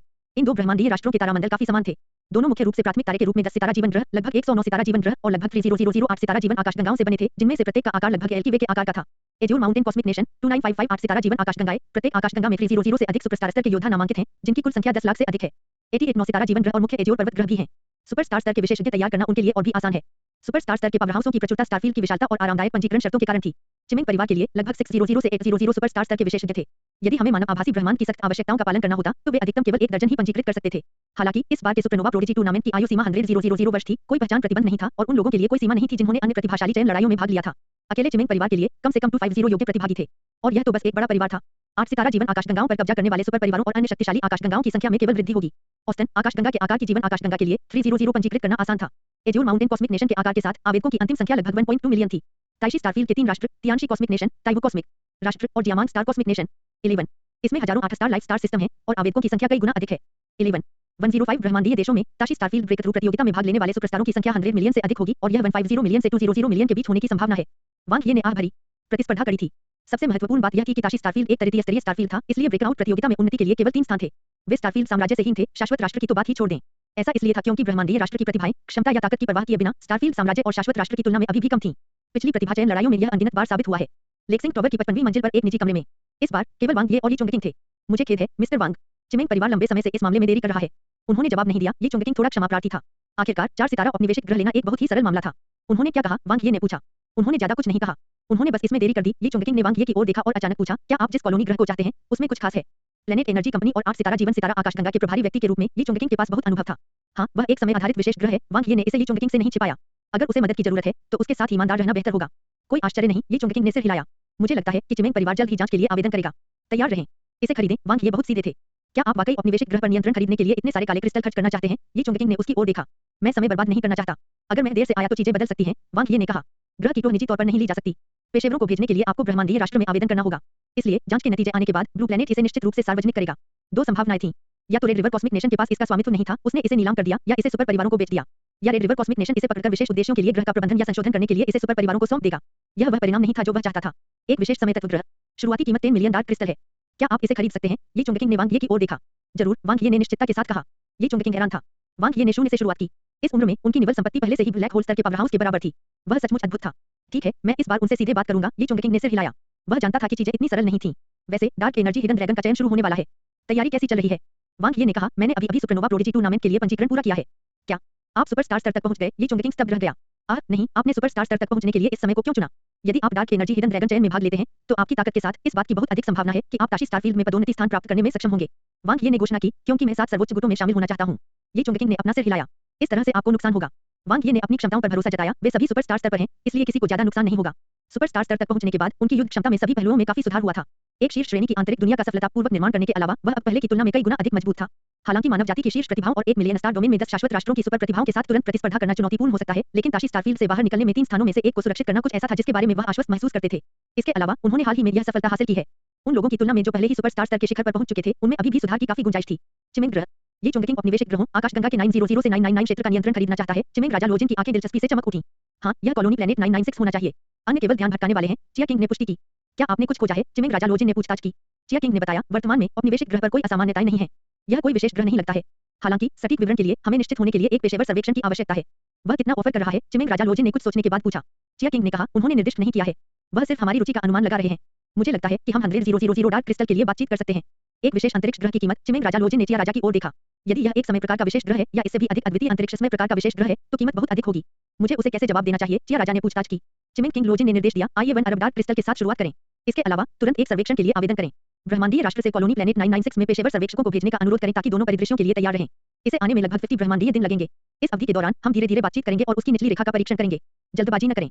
इसके अलावा सर्वेक्षण किसी भी समय रद्द किया जा सकता है, अगर यह वास्तव में हमारे लिए एक जबरदस्त अवसर है। समझा? चिया किंग ने सिर हिलाया। कम से कम कुछ अच्छी खबर तो है। वांग ये के साथ बातचीत कैसी चल रही है? चिमिंग राजा लोजिन ने पूछताछ की। चिया किंग ने बताया, वह हिल नहीं रहा है। वह हमारी स्टारशिप को मूल ऊर्जा के साथ लौटाने के लिए 1 मिलियन डार्क क्रिस्टल पर जोर देता है। यह बदमाश। चिमिंग राजा लोजिन अप्रसन्न दिखे। उनकी भौं पर बल पड़े। अगर ऐसा है, तो आइए पहले इसे वापस खरीद लें। यह 1 मिलियन डार्क क्रिस्टल है। एक बार जब हम उसे खत्म कर देंगे, तब भी वह पैसा हमारे पास वापस आ जाएगा। मान गया। चिया किंग ने सिर हिलाया। सुपरनोवा प्रोडिजी टूर्नामेंट हमारे कबीले से कितने पंजीकरण हैं? चिमिंग राजा लोजिन ने पूछताछ की। 303। चिया किंग ने उत्तर दिया। किसके पास क्वालीफायर को पार करने और मुख्य प्रतियोगिता में प्रवेश करने का मौका है? चिमिंग राजा लोजिन ने पूछा। चिया किंग ने बताया, केवल मेंगला और मुदयू के पास थोड़ा सा मौका है। चिमिंग राजा लोजिन ने हल्की आह भरी। चिमिंग परिवार की मौजूदा ताकत के साथ क्वालीफायर में जगह बनाना एक कठिन काम था। यहाँ तक कि उच्चतम प्रतिभा वाली मेंगला को भी केवल एक पतली उम्मीद थी। यह बहुत अच्छा होगा यदि परिवार में अमोरो या शियान जैसा कोई प्रतिभाशाली व्यक्ति हो। दुर्भाग्य से वे सिर्फ एक साधारण प्रतिष्ठित परिवार थे। सुपरनोवा प्रोडिजी टूर्नामेंट शुरू होने में केवल 3 लौकिक दिन बचे थे। वांग ये ने निर्णायक रूप से शेष सर्वोच्च ग्रेड डार्क एनर्जी स्तर के उपकरण प्रस्तुत किए। यह पहले ही अपने चरम पर पहुंच चुका था। बिना किसी चाल के एक बार प्रतियोगिता शुरू होने पर अवसर खोने पर तीव्र गिरावट की संभावना अधिक थी। उन्होंने हुआन्यू चैंबर ऑफ कॉमर्स से न जाने का विकल्प चुना। इस बार उन्होंने दिव्य हथियार स्वर्गीय शस्त्रागार नीलामी में भाग लिया, क्योंकि प्रत्येक आइटम की शुरुआती बोली 10 लाख से अधिक डार्क क्रिस्टल की थी। प्रचार और नीलामी के पूरे 7 दिनों के बाद काले क्षेत्र और प्राचीन युद्ध क्षेत्र के खजाने पूरी तरह से बिक गए। उन्हें आश्चर्यजनक रूप से 177 मिलियन डार्क क्रिस्टल में बेचा गया, जो मूल कीमत से औसतन 4.5 गुना अधिक था। वांग ये की संपत्ति लगभग 200 मिलियन डार्क क्रिस्टल के करीब पहुंच गई। न केवल उसके पास दास खरीदने के लिए पर्याप्त धन था, बल्कि वह अपनी आंतरिक दुनिया में उस क्षतिग्रस्त पेड़ को अस्थायी रूप से बनाए भी रख सकता था। खेती ही अंतिम तैयारी थी। याओ और नांते एक ही रास्ते पर चल रहे थे। समय उठ गया। दिन तेजी से बीत गए। ब्रह्मांडीय मानव तारा क्षेत्र में लाखों लोगों की अनंत प्रत्याशा के बीच 2 सर्वोच्च गुटों प्राइमर्डियल स्टार और स्लॉटर की अनंत दुनिया द्वारा सहमेजबान सुपरनोवा प्रोडिजी टूर्नामेंट आधिकारिक तौर पर शुरू हो गया था। यह यहाँ है, अंततः शुरू हो गया। अरे 185.79 मिलियन प्रतिभागी, यह पागलपन है। इसमें बड़ी बात क्या है? इससे भी अधिक अजीब बात यह है कि क्वालीफायर के 4 राउंड के बाद बहुमत समाप्त हो जाएगा और मुख्य कार्यक्रम के लिए केवल 10,000 स्लॉट हैं। वास्तव में 10,000 में से एक। मुझे आश्चर्य है कि हमारे ब्रह्मांडीय राष्ट्र से कितने लोग मुख्य कार्यक्रम में आ सकते हैं। लगभग 100 का औसत। सभी ब्रह्मांडीय देशों ने घोषणा की है कि मुख्य कार्यक्रम में प्रवेश के लिए पुरस्कार होंगे। रैंकिंग जितनी ऊंची होगी, पुरस्कार उतना ही बेहतर होगा। ताइशी स्टारफील्ड के भीतर विभिन्न ब्रह्मांडीय राष्ट्र पहले से ही गुलजार थे। सुपरनोवा प्रोडिजी टूर्नामेंट के नियमों की घोषणा की गई और प्रारंभिक चयन की अनंत दुनिया की आभासी छोटी दुनिया में हुआ। क्वालीफायर के 4 राउंड, मुख्य कार्यक्रम में प्रवेश के लिए क्रमिक स्क्रीनिंग। केवल 10,000 स्लॉट उपलब्ध थे। छोटी आभासी दुनिया में ब्रह्मांडीय देशों के दिलों को सस्पेंस में रखते हुए वास्तविक समय की रैंकिंग की घोषणा की गई। वाह, पुरस्कार बुरे नहीं हैं, वांग ये ने टिप्पणी की। शीर्ष 100 को 100 मिलियन डार्क क्रिस्टल, 100,000 उपलब्धि अंक और नीला पर्वत मिट्टी की 10 प्लेटों से पुरस्कृत किया जाता है। शीर्ष 10,000 को 30 मिलियन डार्क क्रिस्टल, 30,000 उपलब्धि अंक और नीला पर्वत मिट्टी की 3 प्लेटों से पुरस्कृत किया जाता है। शीर्ष 10,000 को 10 मिलियन डार्क क्रिस्टल, 10,000 उपलब्धि अंक और नीला पहाड़ी मिट्टी की 1 प्लेट से पुरस्कृत किया जाता है। एज्योर माउंटेन कॉस्मिक नेशन और रेड रिवर कॉस्मिक नेशन के पुरस्कार समान थे। अंतर केवल इतना था कि रेड रिवर कॉस्मिक नेशन का इनाम रेड रिवर का पानी था। ये जीवन प्रकार के खजाने थे जो किसी के जीवन की नींव को बेहतर बनाने के लिए फायदेमंद थे, खासकर जन्मजात कमियों वाले अभ्यासियों के लिए। उपलब्धि अंक सहित ये ऐसे पुरस्कार थे जिन्हें पैसे से नहीं खरीदा जा सकता था। डार्क क्रिस्टल पुरस्कार भी काफी उदार थे। एक साधारण बुनियादी ब्लैक होल स्तरीय बिजलीघर में आमतौर पर केवल 10 लाख डार्क क्रिस्टल होते हैं। जब तक वे मुख्य कार्यक्रम में प्रवेश करते, वे रातों रात अमीर बन सकते थे। विशेष रूप से शीर्ष 100 पुरस्कार, 100 मिलियन डार्क क्रिस्टल, अधिकांश मध्यवर्ती ब्लैक होल स्तर के पावर हाउस की संपत्ति को पार करते हुए। यह कई प्रमुख परिवारों की कुल संपत्ति थी। ताशी स्टारफील्ड में विभिन्न ब्रह्मांडीय देशों के लिए सुपरनोवा प्रोडिजी टूर्नामेंट न केवल प्रतिभा का प्रदर्शन था बल्कि सार्वभौमिक प्रतिभाओं के लिए एक अवसर भी था। यह राष्ट्रीय शक्ति की प्रतियोगिता भी थी जो ब्रह्मांडीय राष्ट्रों के चेहरे का प्रतिनिधित्व करती थी। और यह सिर्फ क्वालीफायर था। यदि वे मुख्य कार्यक्रम में प्रवेश करते हैं, तो उनका लक्ष्य ताइशी स्टारफील्ड ब्रेकआउट प्रतियोगिता में और भी अधिक आश्चर्यजनक पुरस्कारों के साथ 3 स्थान होंगे। दुर्भाग्य से शीर्ष 100 पुरस्कार पहले से ही अपने चरम पर हैं। वांग ये ने ताइशी स्टारफील्ड के 3 दिग्गजों को देखते हुए टिप्पणी की। तियांशी कॉस्मिक नेशन, ताइवो कॉस्मिक नेशन और जियामांग स्टार कॉस्मिक नेशन, तीनों का लक्ष्य प्रथम स्थान प्राप्त करना था। हालांकि पहले स्थान और पिछले स्थान के बीच कोई खास अंतर नहीं था, फिर भी दोनों मुख्य कार्यक्रम में प्रवेश कर सकते थे। लेकिन यह महान ब्रह्मांडीय राष्ट्रों की शक्ति का प्रतीक था। एज्योर माउंटेन कॉस्मिक नेशन काफी कमजोर दिख रहा था। शायद एज्योर माउंटेन कॉस्मिक नेशन को किसी भी प्रतिभागी के शीर्ष 100 में प्रवेश की उम्मीद भी नहीं थी। वांग ये मुस्कुराए। आखिरकार ताशी स्टारफील्ड में 105 ब्रह्मांडीय राष्ट्रों में से एज्योर माउंटेन कॉस्मिक नेशन केवल 20 स्थान पर था। भले ही किसी ब्रह्मांडीय राष्ट्र को स्थान मिल भी जाए, लेकिन उसे एज्योर माउंटेन कॉस्मिक नेशन तक भी नहीं मिल सकता है। शीर्ष स्थान पर स्थित ब्रह्मांडीय राष्ट्र का उल्लेख नहीं किया गया है, जो संभवतः शीर्ष 100 स्थानों में से कई स्थानों को सुरक्षित करेगा। इस बिंदु पर रेड रिवर कॉस्मिक नेशन ने समान भावनाएं साझा की। आत्म जागरूकता। इस प्रतियोगिता में कई अनुभवी प्रतिभागी हैं। कई लोगों ने पहले जीनियस चयन लड़ाई में भाग लिया है, इसलिए वे वध की अनंत दुनिया और प्रतियोगिता प्रणाली से अपेक्षाकृत परिचित हैं। मुझे डर है कि शीर्ष 10 में जगह बनाना मुश्किल होगा, लेकिन शीर्ष 100 में जगह बनाना कोई समस्या नहीं होनी चाहिए। ऑडिशन नियमों को पढ़ने के बाद वांग ये को सामान्य समझ हुई। क्वालीफायर रेट को छानने की प्रक्रिया से अधिक थे। हालांकि कठिनाई कम नहीं थी, फिर भी यह बहुत अधिक भी नहीं होगी। कम से कम 10,000 प्रतियोगी प्रवेश कर सकते थे। अपनी ताकत से वह आसानी से पार हो सकता था। लेकिन ताशी स्टारफील्ड में निश्चित रूप से कई स्थान थे जो आसानी से अर्हता प्राप्त कर सकते थे। इस समय प्रतियोगिता में भाग लेने का अनुभव एक भूमिका निभाएगा। बेशक 7 सर्वोच्च गुटों के लिए क्वालीफायर रैंकिंग महत्वपूर्ण नहीं थी। उन्होंने जो किया वह निस्संदेह स्वयं प्रतिभागियों की पूर्ण युद्ध शक्ति थी। 10, 9, 8 मार्ग के प्रवेश द्वार पर उल्टी गिनती अपने अंतिम सेकंड में प्रवेश कर गई। वांग ये वध की अनंत दुनिया में ताशी स्टारफील्ड की आभासी दुनिया के प्रवेश द्वार पर खड़ा था।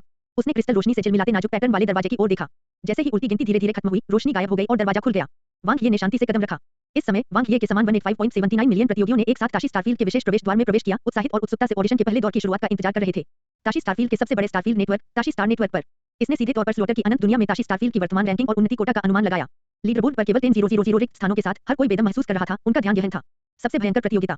ये 10,000 रिक्तियां केवल मुख्य प्रतियोगिता में आगे बढ़ने के लिए नहीं थीं। उन्होंने ताशी स्टारफील्ड में सबसे संभावित और शीर्ष युद्ध कौशल वाले सुपरस्टार स्तर के योद्धाओं का प्रतिनिधित्व किया। ऑडिशन का पहला दौर।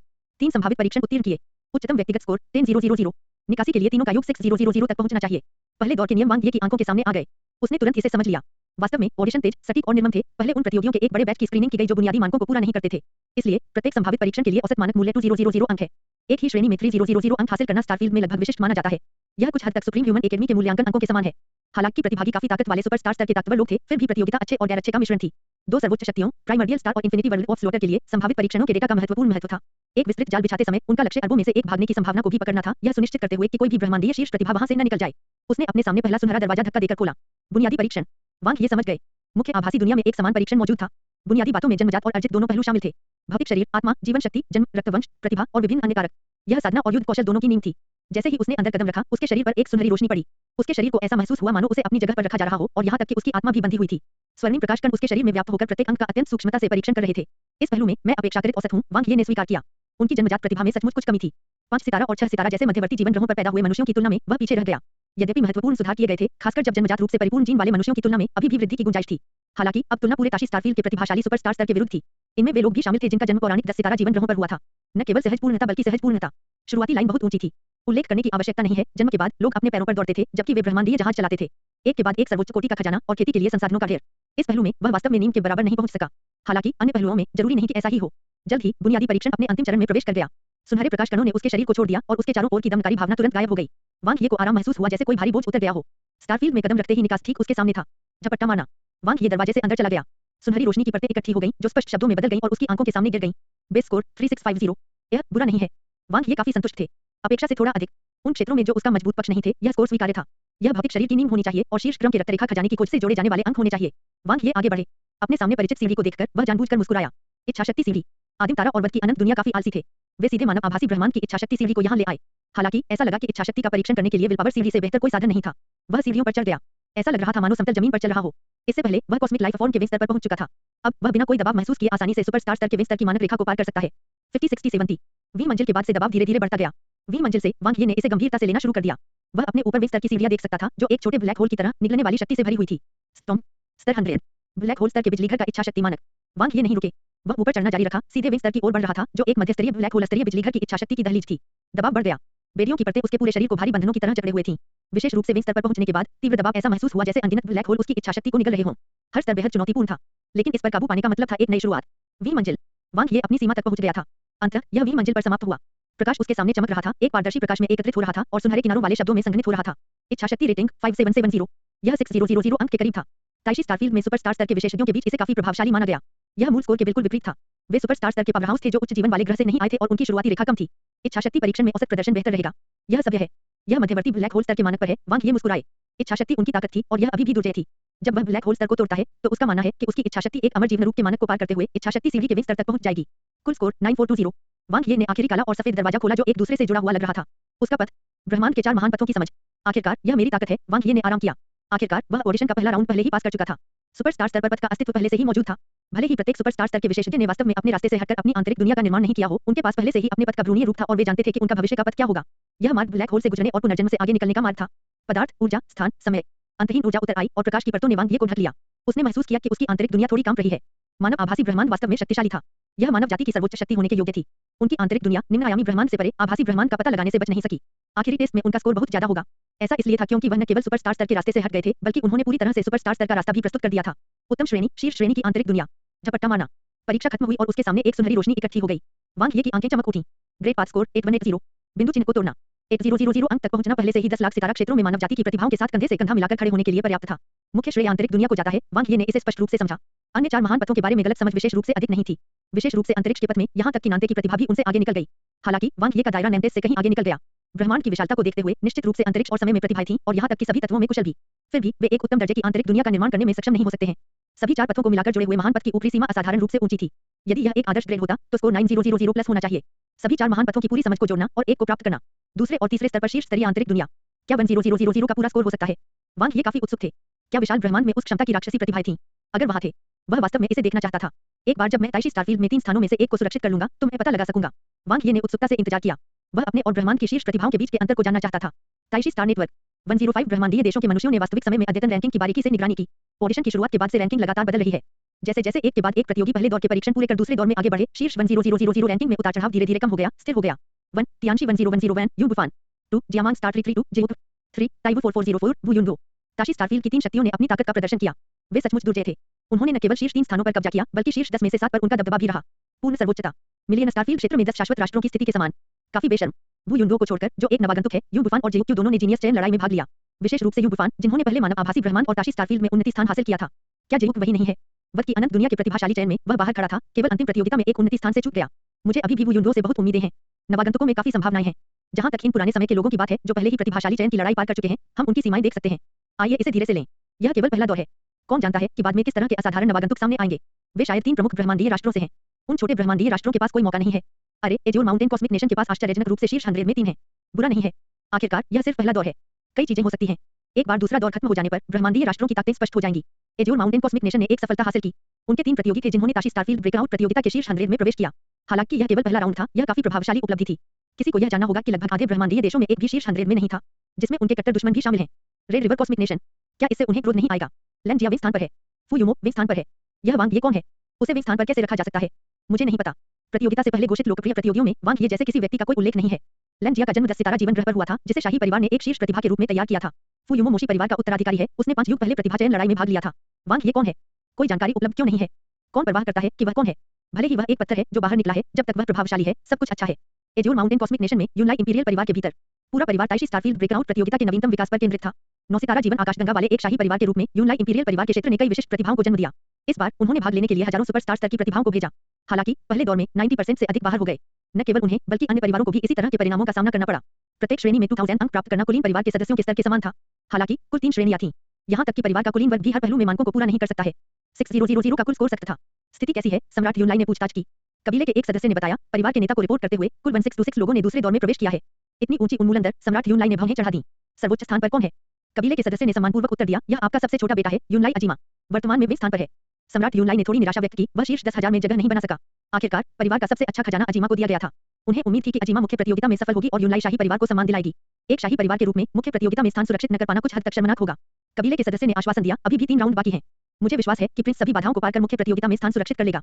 सम्राट यूनलाई ने सिर हिलाया। अचानक उसके हाथ में तारों वाला आकाश कंगन चमक उठा और कॉल कनेक्ट हो गई। सम्राट यूनलाई की अभिव्यक्ति आश्चर्य और सदमे से गुजरी और फिर बेलगाम खुशी में बदल गई। उत्साह से चमकते हुए वह गर्व से उठ खड़ा हुआ, मानो किसी असाधारण अमृत का सेवन कर लिया हो।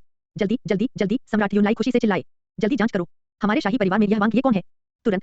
वांग ये, जो वर्तमान में ताशी स्टारफील्ड ब्रेकआउट प्रतियोगिता में वे स्थान पर है, क्या वह हमारे यूनलाई इंपीरियल परिवार से है? कबीले के सदस्यों ने आश्चर्य और खुशी से एक दूसरे पर नजर डाली। एक विलक्षण प्रतिभा अवतरित हुई थी। वे पहले इस रहस्यमय वांग ये के बारे में चर्चा कर रहे थे, सोच रहे थे कि यह असाधारण प्राणी कहां से उभरा, किस जाति ने ऐसी प्रतिभा को पाला पोसा था। उन्हें इसकी बिल्कुल भी उम्मीद नहीं थी कि यह उनका अपना होगा। हाँ, परिवार के नेता, कबीले के सदस्य उत्साह से भर गए। वध की अनंत दुनिया में ताशी स्टारफील्ड मार्ग में ऑडिशन के पहले दौर में उत्तीर्ण होने पर बधाई। वर्तमान रैंकिंग 6914549891 पॉइंट। वांग ये ने रैंकिंग पर नजर डाली। वास्तव में प्रत्याशित शीर्ष 100 के भीतर ताइशी स्टारफील्ड में अभी भी असंख्य प्रतिभाएं थीं। मुख्य मुद्दा यह था कि वह अपनी क्षमता के लिए प्रसिद्ध नहीं थे, खासकर उसकी बुनियादी क्षमता। एक सच्ची शीर्ष प्रतिभा की तुलना में इसमें थोड़ी कमी थी। यदि अंतिम शीर्ष रैंक वाली आंतरिक दुनिया उसके स्कोर को नहीं बढ़ाती तो वह पहले ही शीर्ष 100 से बाहर हो सकता था। शीर्ष 100 में अंतर बहुत अधिक नहीं होना चाहिए, वांग ये ने अनुमान लगाया। लगभग 17000 का कुल स्कोर संभवतः शीर्ष 100 में एक स्थान सुरक्षित कर देगा, जो उन्हें काइशी स्टारफील्ड में सबसे असाधारण प्रतिभाओं के रूप में चिह्नित करेगा। जहां तक शीर्ष 10 का सवाल है, अनुमान लगभग 19000 था, संभवतः 20000 से भी अधिक। पहले दौर में हम 180 मिलियन प्रतिभागियों से बढ़कर केवल 14 मिलियन हो गए। वांग ये ने आह भरी। 90% से अधिक की उन्मूलन दर काफी उल्लेखनीय थी। अगला दौर संभवतः 1 मिलियन के आसपास होगा। वांग ये ने मार्ग के प्रवेश द्वार पर उल्टी गिनती देखी और इसे एक बार फिर शुरू किया। ऑडिशन का दूसरा दौर। हुश, मोटा काला दरवाजा खुल गया, जिससे युद्ध की तैयारी की एक शक्तिशाली भावना प्रकट हुई। वांग ये ने अंदर कदम रखा। जल्द ही उसके सामने प्रकाश और छाया की एक परत उभर आई। ऑडिशन का दूसरा दौर। 4 युद्ध परीक्षण पास करें। एकल मैच का उच्चतम स्कोर 5000 है। यदि 4 मैचों का कुल स्कोर 10000 तक पहुंच जाता है, तो आप पास हो जाएंगे। अंततः उस सेगमेंट का समय आ गया जिसमें उन्होंने उत्कृष्ट प्रदर्शन किया। वांग ये मुस्कुराए। समग्र स्कोर बढ़ाने से शीर्ष 100 में उसकी स्थिति स्थिर हो जाएगी। भले ही यह सिर्फ एक शीर्षक था, एज्योर माउंटेन कॉस्मिक नेशन से पुरस्कार पर्याप्त थे।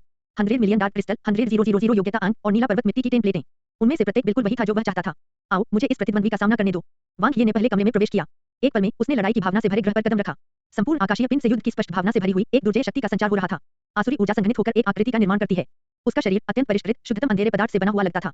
बिना किसी उपकरण के सुसज्जित, उसका मांस पहले से ही सबसे शक्तिशाली हथियार था। असीमित संभावनाओं से भरपूर एक आत्मा, खून से लाल आंखों की एक जोड़ी के माध्यम से एक जानलेवा इरादे को उजागर करते हुए निकलती है। ब्लैक होल स्तर पर एक शैतान कमांडर इन चीफ। पुराने दोस्त वांग ये ने मन ही मन सोचा, अपनेपन का एहसास उस पर हावी हो गया। उस दिन उसने लेवल 2 को मार डाला। हालांकि उस समय वह केवल डार्क एनर्जी स्तर पर था और उसके पास शीर्ष स्तर की आंतरिक दुनिया नहीं थी। उसकी ताकत का अंतर कम से कम 10 गुना था। अब वह ग्रेट एप ब्लडबर्न स्पेल का सहारा लिए बिना विरोधियों को आसानी से हरा सकता था। बूम! वांग ये की आंतरिक दुनिया ने सीधा दबाव डाला। दुर्जय इच्छा शक्ति, प्रचुर ऊर्जा और उत्तम श्रेणी की सर्वोच्च आंतरिक दुनिया की शक्ति का पहला प्रदर्शन। भले ही यह सिर्फ एक चरण था, इसने उसके सभी युद्ध क्षेत्र के खजानों को पार कर लिया। गर्जन! ब्लैक होल स्तर का शैतान कमांडर इन चीफ गुस्से में दहाड़ उठा। उसका अंधकार में क्षेत्र पूरी तरह से दबा दिया गया था, लेकिन इसने युद्ध के इरादे को और भी अधिक भड़का दिया। शरीर और क्षेत्र विलीन हो गए और ब्लैक होल स्तर के शैतान कमांडर इन चीफ की रक्तलाल आंखों से पता चला कि एक आत्मा क्रोध से जल रही थी, जैसे कि अंधेरी शक्ति आगे बढ़ी। हालांकि यह काफी कमजोर था। वांग ये का भाई तब ही ओब्लिवियन कवच प्रकट हुआ। भाई तब ही ओरिजिन इंटेंट के 5 चरणों द्वारा नियंत्रित उसकी आंतरिक दुनिया के भीतर निर्बाध रूप से सामंजस्य स्थापित करता है। वाह वाह! इसने ब्लैक होल स्तर के शैतान कमांडर इन चीफ के शरीर को तुरंत छेद दिया। आइए इसे जल्दी खत्म करें। वांग ये का टाइम ओब्लिवियन टूथ ब्लेड जल उठा। एक तरफ अधेरी शक्ति का विस्फोट हुआ, जबकि दूसरी तरफ समय स्थानांतरित हो गया। कोई मवेशी करीपान के 6 इरादों की गड़गड़ाहट हुई। सफेद गड़गड़ाहट के जोरदार विस्फोट के साथ ब्लैक होल स्तर के शैतान कमांडर इन चीफ को टुकड़ों में कुचल दिया गया। पूर्ण शक्ति दमन। हुश! ब्लैक होल स्तर का शैतान कमांडर इन चीफ गायब हो गया और उसके सामने एक काली रोशनी में बदल गया। Devil race rating 5000। पूर्ण अंक। वांग ये ने विचार किया। स्कोरिंग का तरीका पहले राउंड से अलग होना चाहिए। अधिक सीधा। उन्होंने जबरदस्त जीत हासिल की थी और उन्हें पूरे अंक मिले थे। यह चुनौतीपूर्ण नहीं था। प्राचीन युद्ध क्षेत्र मिल्की वे में मारे गए ब्लैक होल स्तर के शैतान कमांडर इन चीफ की तुलना में वे एक ही लीग में भी नहीं थे। सबसे पहले कोई उपकरण नहीं था और दूसरे कोई अधीनस्थ नहीं था। इसके अलावा उनकी युद्ध कौशल में एक महत्वपूर्ण अंतर था, सामान्य पारिवारिक विशेषज्ञों और सैन्य शिविर विशेषज्ञों के बीच के अंतर की तरह। सबसे महत्वपूर्ण बात यह है कि वह असाधारण रूप से शक्तिशाली था। क्या अगला ब्लैक होल स्तर का दानव राजा है? वांग ये ने कमरे में प्रवेश किया। क्योंकि शैतान जाति और दानव जाति 8 महाजातियों में से नश्वर शत्रु थे। जैसा कि अपेक्षित था, वे पहले ब्लैक होल स्तर के शैतान कमांडर इन चीफ के समान स्तर पर थे। अंतर यह था कि शैतान भौतिक शरीर में उत्कृष्ट थे, जबकि दूसरे युद्ध में उनका सामना करने वाले राक्षस राजा राक्षस कुल और अद्वितीय क्षमताओं में उत्कृष्ट थे। इसमें 2 अलग-अलग प्रकारों से निपटने में प्रतियोगियों के प्रदर्शन का परीक्षण किया गया, भौतिक शरीर और विशेष योग्यताएं जो दानव जाति और शैतान जाति का प्रतिनिधित्व करती हैं। उनके लिए वस्तुतः कोई अंतर नहीं था। दानव रेस रेटिंग 5000। एक बार फिर पूरी तरह से जबरदस्त जीत। प्रतिद्वंद्वी बहुत कमजोर था। 2 लड़ाइयां जीतने के बाद वांग ये आसानी से ऑडिशन के तीसरे दौर में पहुंच गई। उसने धक्का देकर तीसरा दरवाजा खोला। वह अपने प्रतिद्वंद्वी को देखकर वांग ये काफी आश्चर्यचकित हुए। 2 सिर और 4 भुजाएं। एक सिर काला था, दूसरा सफेद, प्रत्येक को एक सींग से सजाया गया था और उनके पैटर्न ब्रह्मांडीय रहस्यों से मिलते-जुलते थे। उनके भौतिक शरीर इस द्वंद्व को प्रतिबिंबित करते थे। काला रूप शुद्ध काले पदार्थ से निर्मित प्रतीत होता था। शैतान जाति के विपरीत, जो जंगली ताकत से भरी हुई थी, उनके शरीर विज्ञान और प्रौद्योगिकी के क्रिस्टलीकरण की तरह थे। वे ब्रह्मांड के जन्म के समान परिपूर्ण थे। दूसरी ओर सफेद शरीर अदृश्य अधेरी ऊर्जा से भरा हुआ था, पूर्ण और विशाल। असाधारण रूप से शक्तिशाली चेतना और ऊर्जा तरंगों में अनंत कल्पना और विस्फोटक शक्ति प्रतीत होती थी। अंधेरी दौड़। 8 महान दौड़ों में से 2 सबसे मजबूत दौड़ों में से एक। वे अंधेरे पदार्थों और अंधेरे ऊर्जा को नियंत्रित करने की क्षमता के साथ पैदा हुए थे, जिसने स्वाभाविक रूप से अंधेरे क्रिस्टल क्षेत्र का निर्माण किया।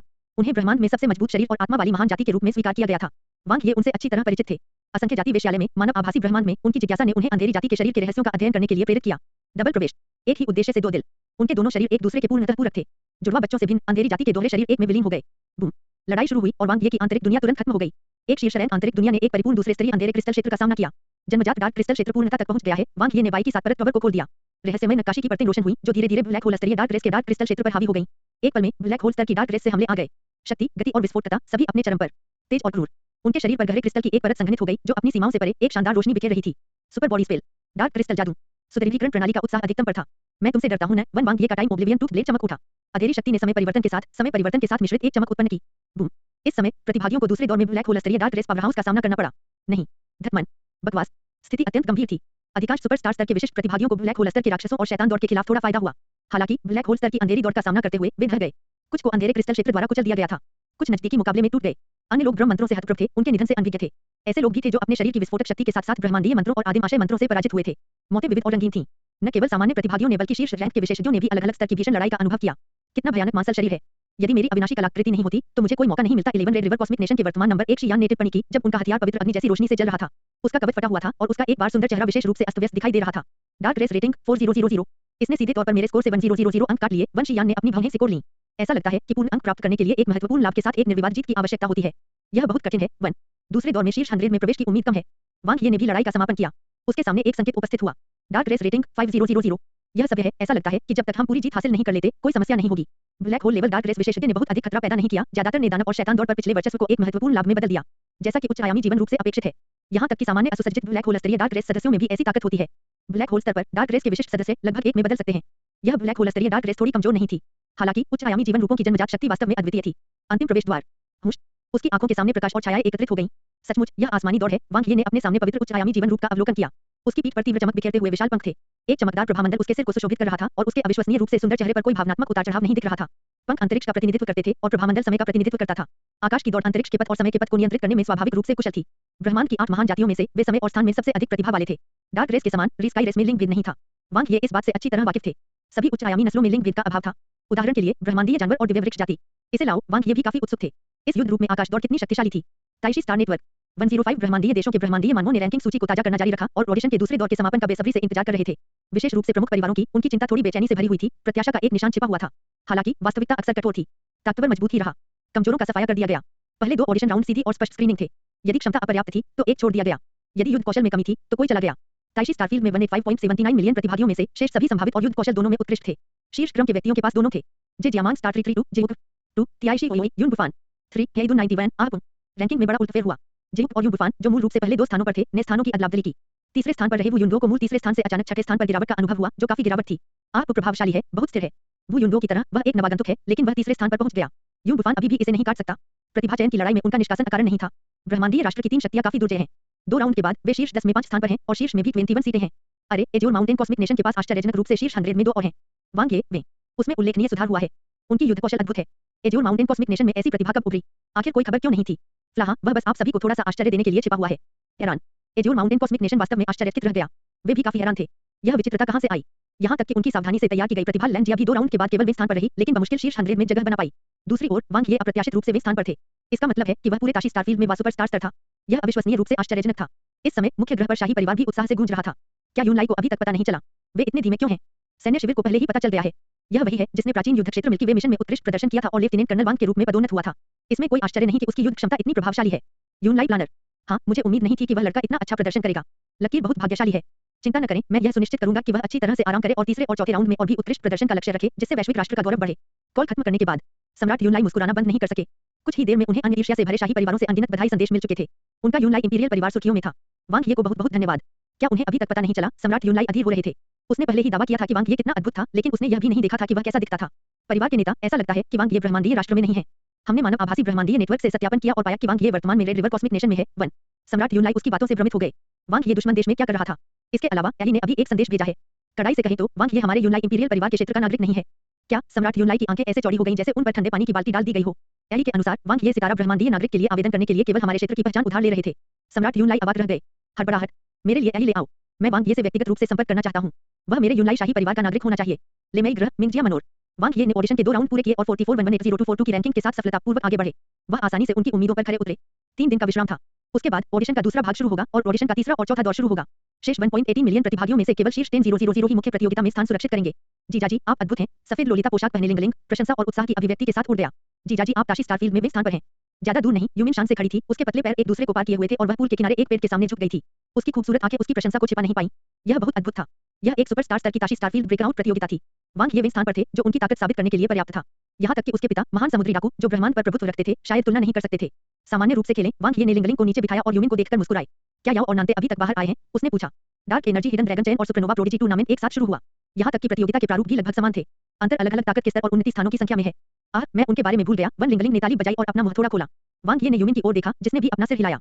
उसे केवल वांग यर्स के प्रदर्शन की परवाह थी। आ रहा हूँ नंते की चीख दूर से आई। उसकी आवाज से पता चल रहा था कि वह आगे बढ़ चुका है। याओ मिन के पास चला गया। काले कपड़े पहने हुए उसका चेहरा भावहीन था। क्या आप आगे बढ़ रहे हैं? लिंगलिंग ने उत्सुकता से पूछा। बिल्कुल, नांते आत्मविश्वास से मुस्कुराए। मैं शीर्ष 10 लाख में हूँ। लिंगलिंग ने अपना सिर घुमाया। और तुम? याओ। याओ ने 2 उंगलियां बढ़ा दी। अरे मैं अब भी सर्वश्रेष्ठ हूँ भाई। नांते ने अपना हाथ याओ के कंधे पर रखा और अपनी भौहें ऊपर उठाई। 10,000। याओ ने अपनी दाहिनी मुट्ठी बढ़ा दी। नांते का मुंह हिल गया और उसने घूर कर देखा। हमारी युद्ध क्षमताएं लगभग समान हैं। रैंकिंग में इतना बड़ा अंतर क्यों है? आपकी क्षमता उसकी जितनी अच्छी नहीं है, लिंगलिंग ने सीधे कहा। संभावनाएं पूरी तरह से खाली हैं, वांग ये ने कहा। रैंकिंग का कोई मतलब नहीं है। इसके अलावा 200000 और 900000 से अधिक के बीच का अंतर इतना बड़ा नहीं है। अंततः यह सब ताकत के बारे में है। आप सभी एक सांस दूर हैं। नानते की कमी है, लिंगलिंग हंसी। हिडन ड्रैगन चयन के लिए कोटा 100,000 था। ये दोनों पहले 2 राउंड में आधिकारिक रैंकिंग से बाहर थे। बस इंतजार करो और देखो, मैं मुख्य प्रतियोगिता में प्रवेश करूंगा। नानते हार मानने को तैयार नहीं थे। उसने अचानक पूछा, ओह ठीक है, वांग ये, तुम्हारी उम्र कितनी है? याओ ने भी देखा। वाह, वांग ये ने कहा। 440000। नानते स्तब्ध रह गया।